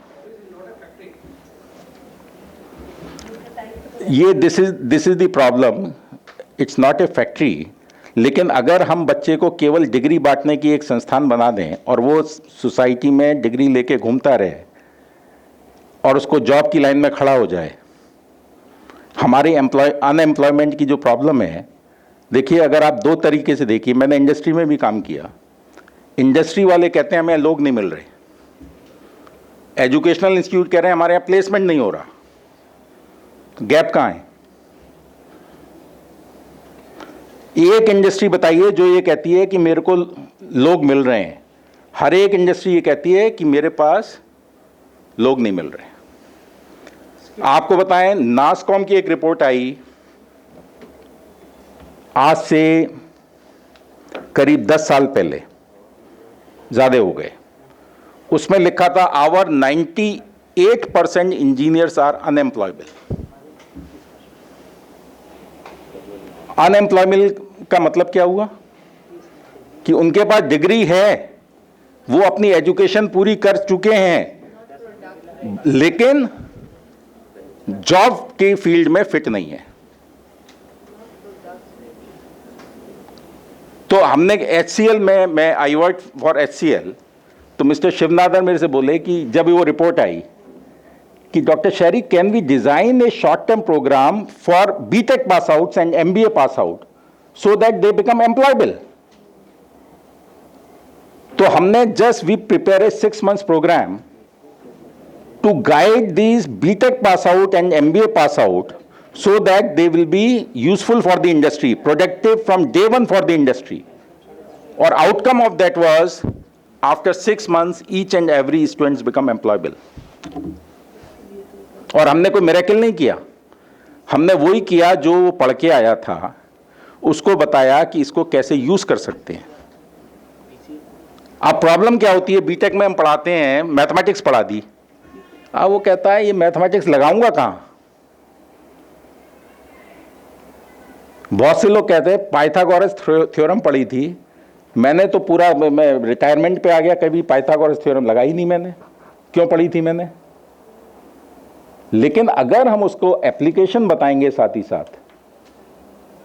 तब उसको समझ में आएगा कि this is the application of Pythagoras theorem. And somehow जो हम बात कहते हैं कि everything is available on net, तो where is the use of faculty members. तो let me tell you another thing, AI कोई जॉब खत्म नहीं करने वाला, आईटी ने कोई जॉब नहीं खत्म किया। जब कंप्यूटर इंडिया में आया था तो उस टाइम ये लोग कहते थे कि सारे जॉब चले जाएंगे, क्या चले गए? हुआ उसका उल्टा, और जॉब क्रिएट हो गए। सेम ईयर, एआई कोई जॉब खत्म करने वाला नहीं है, लेकिन उन लोगों को जरूर खत्म कर देगा जो एआई नहीं सीखेंगे, उनको जरूर खत्म कर देगा जो आज भी आउटडेटेड अप्रोच पे चलते रहेंगे। और एक बात आपको बता दें, स्पेशली फैकल्टी मेंबर्स के लिए, कि एआई या चैट जीपीटी से जो आउटकम आ रही है, ये मत समझ लीजिएगा कि वो 100% सही है, क्योंकि उसमें वही आ रहा है जो वो नेट पे ढूंढ रहा है या जो डेटा फीड है। तो अगर कोई गलत इंफॉर्मेशन है तो सबसे पहले हम एक टर्म यूज करते हैं, क्लीननेस ऑफ डेटा। अगर डेटा ही गलत है, बच्चे को सिखाना तो ए फॉर एप्पल है और दिखा रहे हैं आप उसको कोई दूसरा ग्रीन फल, वो नख या नाशपाती दिखा रहे हैं और उसको एप्पल बोल रहे हैं, तो बच्चे के दिमाग में नख या नाशपाती बैठ जाएगी और कहेगा उसको apple. Same with computer. Now come to the education. New education policy में प्रिंसिपल साहब अब एजुकेशन वर्ड नहीं है, now the word is learning. What's the difference between education and learning?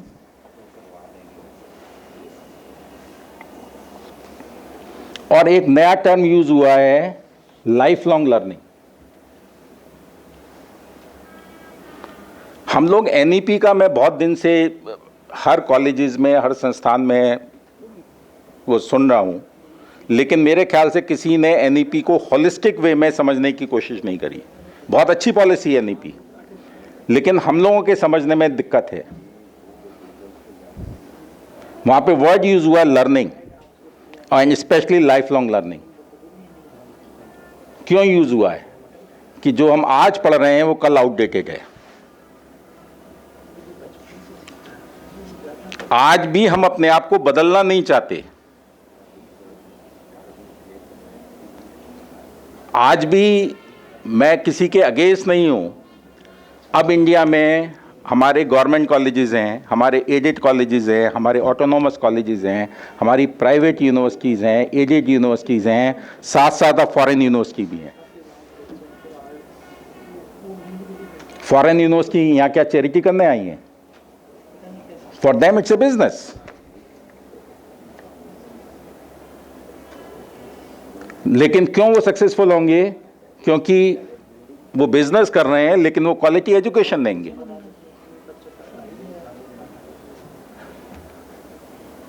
तो लर्निंग और एजुकेशन में फर्क की बात हो रही थी।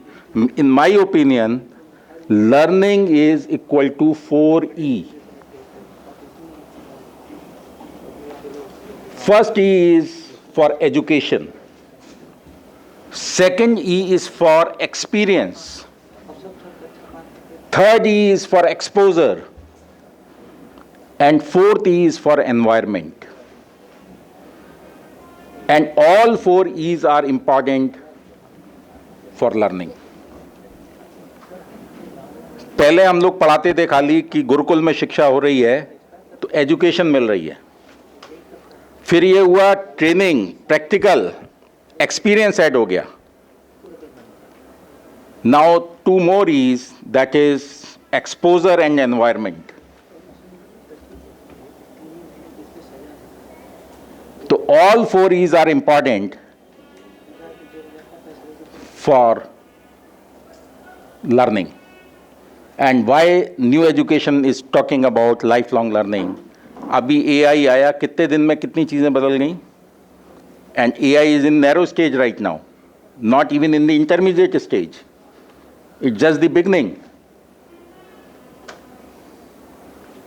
अब AI tools का कैसे यूज़ करें? देखिए 3 एरियाज मैंने आपको बताए. अभी एक 2 दिन पहले की रिपोर्ट है, जैसे लखनऊ में एक टेक्निकल यूनिवर्सिटी है, ऐसे ही एक स्टेट की टेक्निकल यूनिवर्सिटी का पोस्ट आया कि अभी एग्ज़ाम ख़त्म हुआ और जब तक बच्चा रूम से बाहर निकला उतने ही टाइम में रिजल्ट आउट हो गया.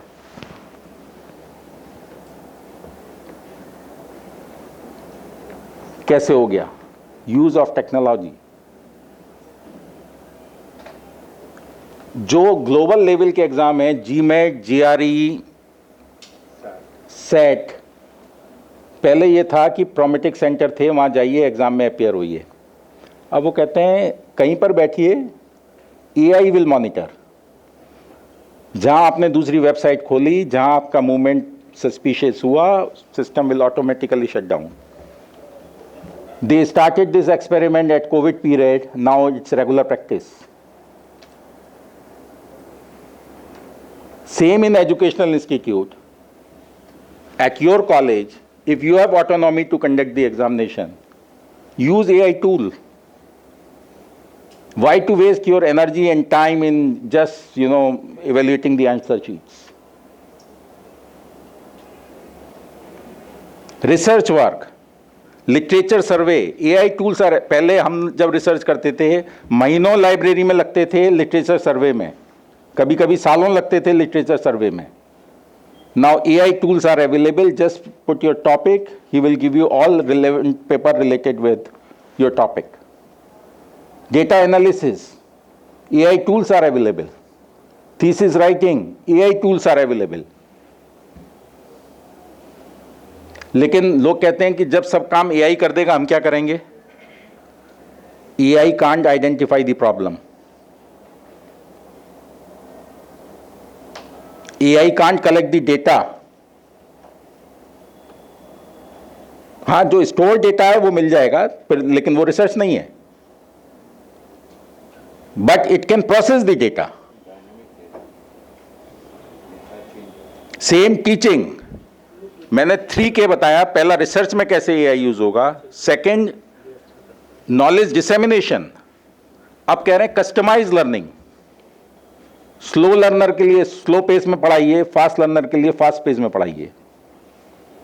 Another beauty of national education policy is कि एक बीटेक डिग्री कोई फास्ट लर्नर 2 साल में कर सकता है और स्लो लर्नर 12 साल में कर सकता है, 15 साल में कर सकता है. Multiple entry, multiple exit option is there.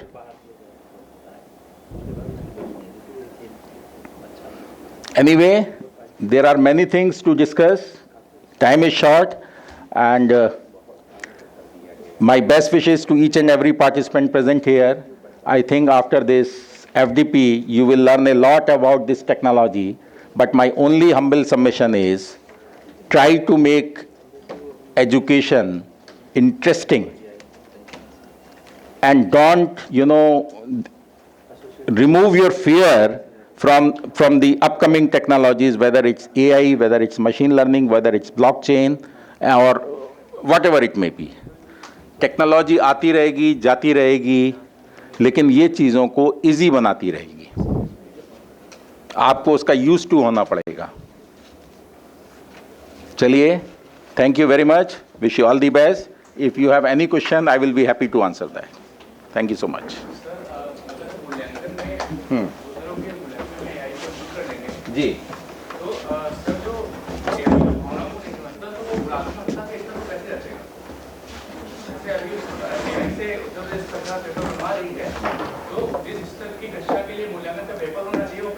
देखिए, बैठिए. देखिए, मैंने बताया एआई भी अभी सीख रहा है. एआई भी अभी लर्न कर रहा है। बैठिए। जैसे जैसे पेपर आप लोग बनाना शुरू करेंगे, जैसे जैसे डेटा आप डालना शुरू करेंगे, एआई कोई चीज़ अपने आप जनरेट नहीं कर रहा है। जो चीज़ आप डाल रहे हैं, जो चीज़ ऑलरेडी एग्जिस्ट कर रही है, वो वहीं से पिक कर रहा है। तो मैंने आपको बताया एआई इज़ ऑल्सो लर्निंग, तो वो भी अभी सीख रहा है। जब पेपर बनाना आप एक प्रैक्टिस बना लेंगे तो फिर वो उसी पैटर्न पे काम करना शुरू कर देगा।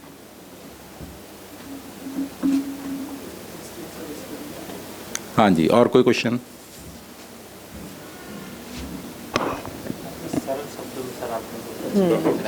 नहीं, यही हमारी प्रॉब्लम है कि हम चीज़ें सारी सरल हैं, हम उसको क्लास में और कॉम्प्लिकेटेड बना देते हैं।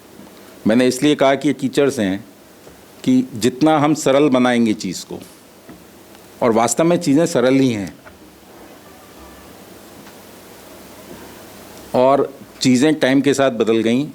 आप में से अगर आपका ये अभी एफडीपी है, मैं सबको ओपन इनविटेशन देता हूँ, एक दिन आप हमारे कैंपस में भी लेके आइए और आप ये देखेंगे कि हमारा कैंपस भी कितना सरल है। हमारा ब्रांड बहुत बड़ा है, हमारे बच्चे कंट्री में इस बार रिकॉर्ड प्लेसमेंट बच्चों ने लिया है।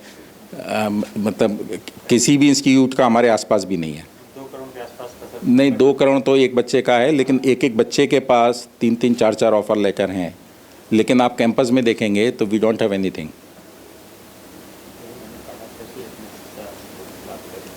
क्योंकि हमारी चीज़ें बहुत सरल हैं, हमारी चीज़ें कॉम्प्लिकेटेड नहीं हैं। आईटी इंफ्रास्ट्रक्चर, ये जो आपका पूरा है सिस्टम, ये आईटी इंफ्रास्ट्रक्चर पे है। हमारा प्राइमरीली आईटी इंस्टीट्यूट है, लेकिन हमारे यहाँ कोई इक्विपमेंट, कोई चीज़ नहीं है, एक भी नहीं है। क्यों नहीं है? क्योंकि उसकी ज़रूरत ही नहीं है। एआई की बात करते हैं, डेटा रिमोटली अवेलेबल है, आपको कैंपस में सर्वर लगाने की ज़रूरत नहीं है। जीपीयू प्रोसेसिंग पावर, आप मैटी, हमारी एक सेंट्रल गवर्नमेंट की बॉडी है, उसने करीब 150 कंपनी से टाई अप किया हुआ है। आप उनके जीपीयू यूज़ कर सकते हैं। जितना आप यूज़ करेंगे, जितनी fast processing, slow processing power आपको चाहिए, उसके अकॉर्डिंग आपको पेमेंट करना है। बिल आएगा आपका मंथली, और 50% पैसा मैटी देगा, 50% इंस्टीट्यूट को देना है। तो आपको जीपीयू भी प्रिक्योर करने की ज़रूरत नहीं है। डेटा सेट, गवर्नमेंट का जितना ह्यूज डेटा सेट है, उन्होंने डेटा सेट भी अवेलेबल कराया हुआ है बच्चों की प्रैक्टिस के लिए, वो भी अवेलेबल है। मशीन्स हम क्यों प्रिक्योर नहीं करते कि आज जो हम मशीन खरीदेंगे वो 2 महीने बाद आउटडेटेड हो जाती है। तो हम क्या करते हैं कि बच्चा जब आया अपने साथ लैपटॉप लेके आए अपना, और जब जाए तो अपने साथ ले जाए। क्योंकि हम क्या करेंगे उस पुरानी मशीन का, और इट्स वेस्टेज ऑफ रिसोर्सेज। तो किसी भी चीज़ को चलाने के लिए कोई बहुत ज़्यादा इन्वेस्टमेंट की ज़रूरत नहीं है।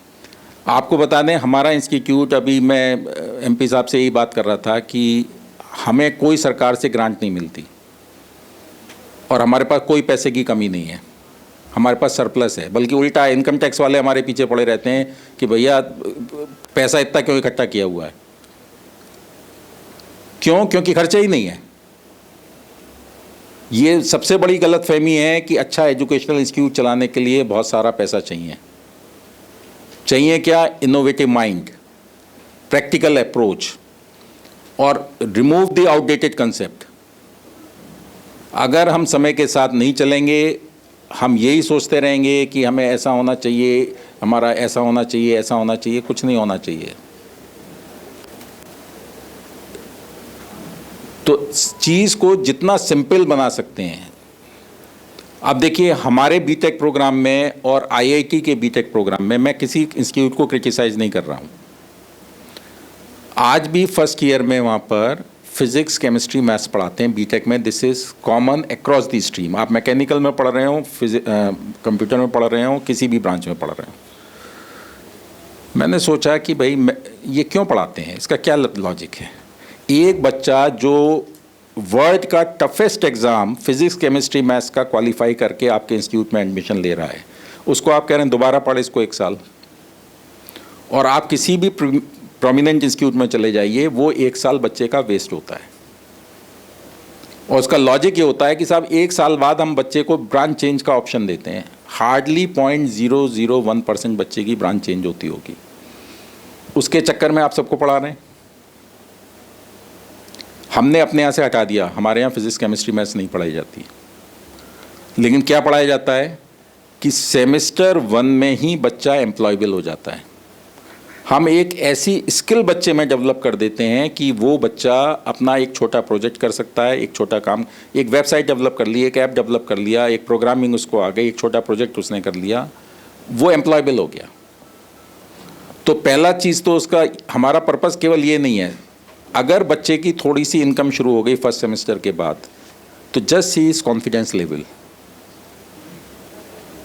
सेकेंड सेमेस्टर में हम फिर उसको एक स्किल सिखा देते हैं, फिर उसका कॉन्फिडेंस और बूस्टअप हो गया, और उसका एंड रिजल्ट ये होता है कि लास्ट तक हमें पता भी नहीं चलता कि हमारा सारा बच्चा वर्ल्ड की बेस्ट कंपनीज में बैठा है। लास्ट में हमारे पास फिगर आती है कि साहब ये 4 बच्चे रह गए, बाकी तो सब प्लेस हो गए। तो हम ये देखते हैं इन 4 बच्चों में कहाँ गैप रह गया। तो in place of placing 1000 student, our target is just to place 4 students.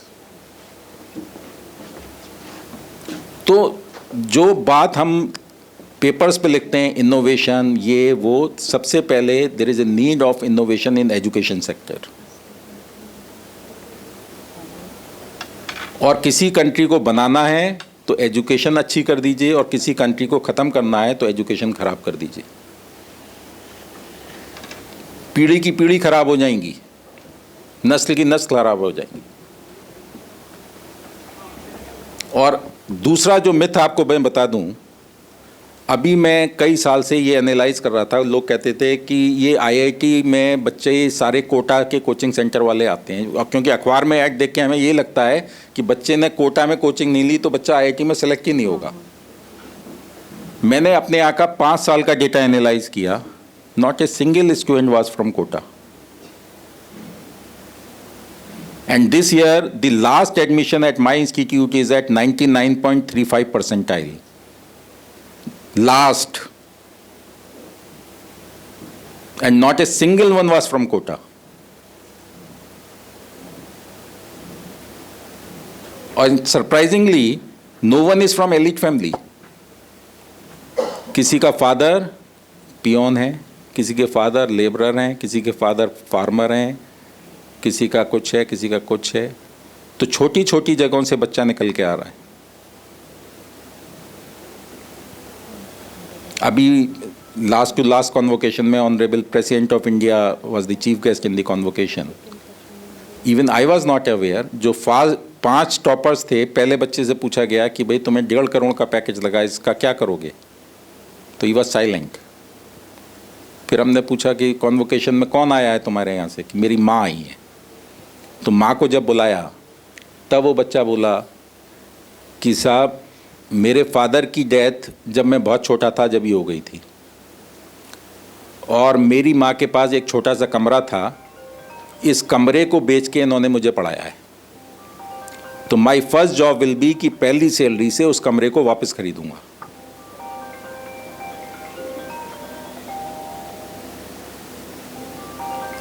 तो ऐसा नहीं है। हमारे इंडिया में अगर आप टैलेंट देखेंगे तो हर बच्चे में टैलेंट है, हर कोने कोने में टैलेंट है।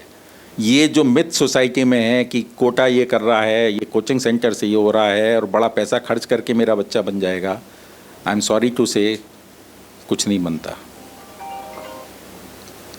ये हमारी आपकी रेस्पॉन्सिबिलिटी है इन बच्चों को सही गाइड करना। और unfortunately I am really happy कि this institute is organising faculty development programme which is the most important thing for the society.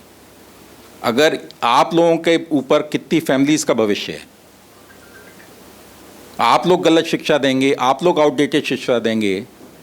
मैं इस प्रोग्राम के लिए मैं दिल्ली में था, मेरा कोई प्रोग्राम नहीं था, लेकिन जब मैंने सुना कि this programme is for teachers, मैं 4 काम छोड़ के मैं आज सुबह ही आया हूँ केवल इसी काम के लिए कि let me talk to the faculty members. और फैकल्टी सिलेक्शन में भी मैं आपको बता दूं, अगर आप हमारे यहाँ का सिलेक्शन प्रोसेस देखेंगे, 90% सिलेक्शन कमेटी में होता है non found suitable. Last to last year, we conducted the interview for the position of professor. We received roughly 167 applications for the post of professor. And we called 62 candidates after shortlisting. We hold interview for 3 days, and end result was none found suitable.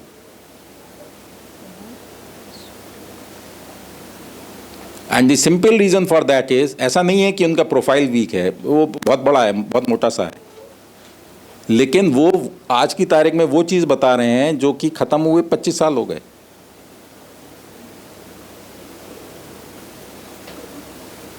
तो हमें change होना पड़ेगा. अब AI की बात लोग कर रहे हैं, हम क्यों डर रहे हैं एआई से? इसलिए डर रहे हैं कि हम चेंज नहीं होना चाहते.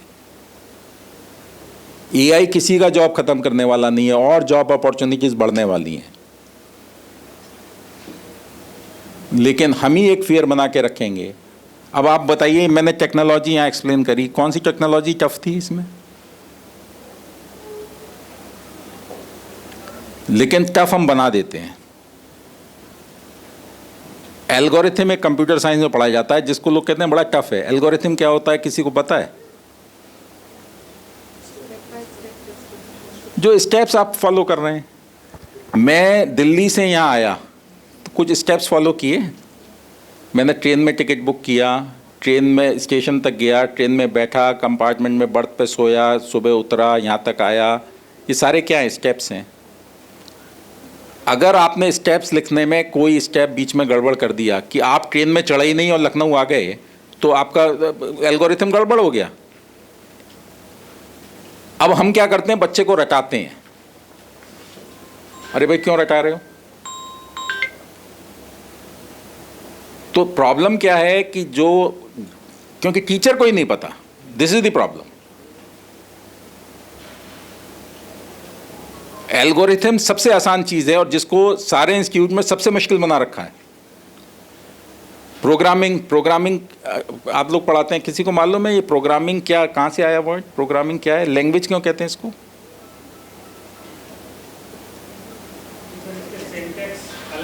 अरे भाई इतना कॉम्प्लिकेटेड मत बोला करो.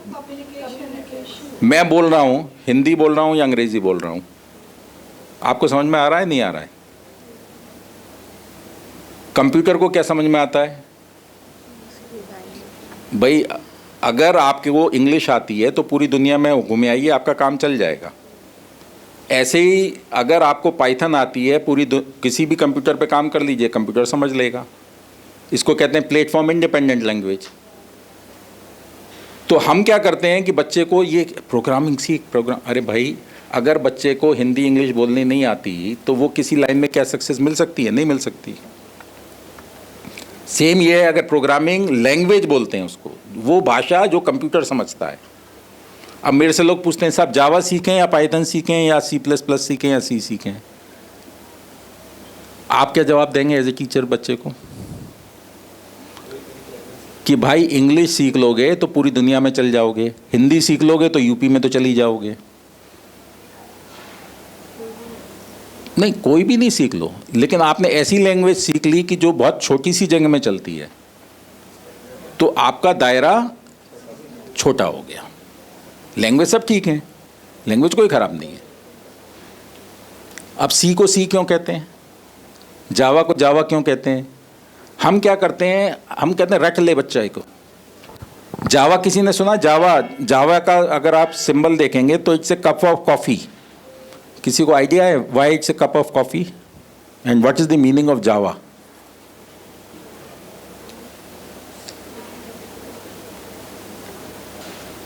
देखिए, इंटरेस्ट डेवलप करिए. यही मैं कह रहा हूँ, ये this is faculty development programme. Why I am sharing this thing कि बच्चा क्लास में क्यों आएगा? जब आप उसमें कुछ इंटरेस्ट पैदा करेंगे. जावा क्या है? Java is a Spanish word, it's means coffee. जो उसका ऑथर था जब वो लिख रहा था तो वो कॉफ़ी पी रहा था, तो कॉफ़ी पीते पीते उसे आइडिया आया तो उसने उसका नाम ही कॉफ़ी रख दिया. सी को सी क्यों कहते हैं? पहली जैसे होता है ना, कोई चीज़ किसी का नाम नहीं पता तो इसका नाम ए रख दो, तो पहले नाम रखा गया ए पॉपुलर नहीं हुआ. फिर आई लैंग्वेज बी, वो पॉपुलर नहीं हुई. फिर आई सी सी पॉपुलर हो गई, तो जब से वो सी कहला रही है। तो चीजें कितनी सिंपल हैं। सी के बाद आया सी प्लस प्लस, 2 प्लस क्यों लगाए? Any one of you, computer के लोग बैठे हैं। Plus plus is an increment operator, तो इंक्रीमेंट ऑपरेटर लगा दिया उसमें।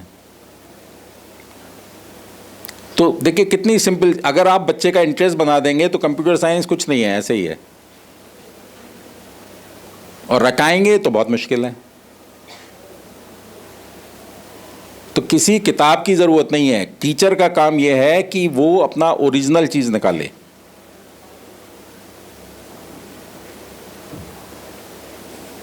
और वो ओरिजिनलिटी कभी भी आपको इंटरनेट पे, एआई पे नहीं मिल सकती। चलिए, मेरे ख्याल से it's already 12 and thank you very much and please visit my place. Thank you, sir. So I would request manager sir and principal sir.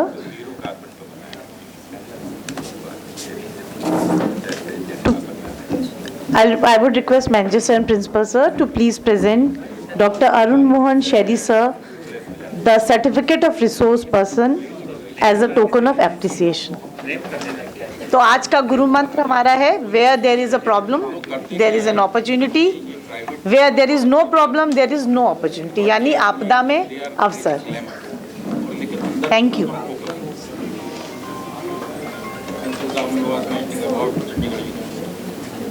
I am not a great fan of that university.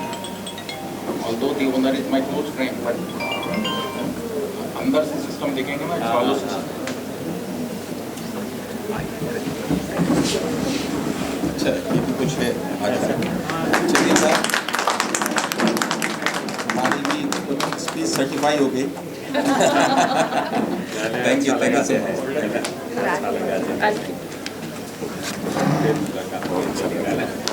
आप भी आइए please,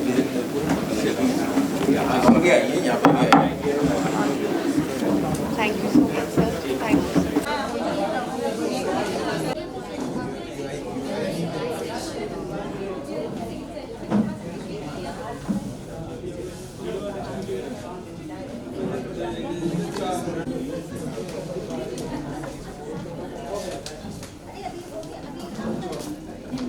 Or in the dustbin.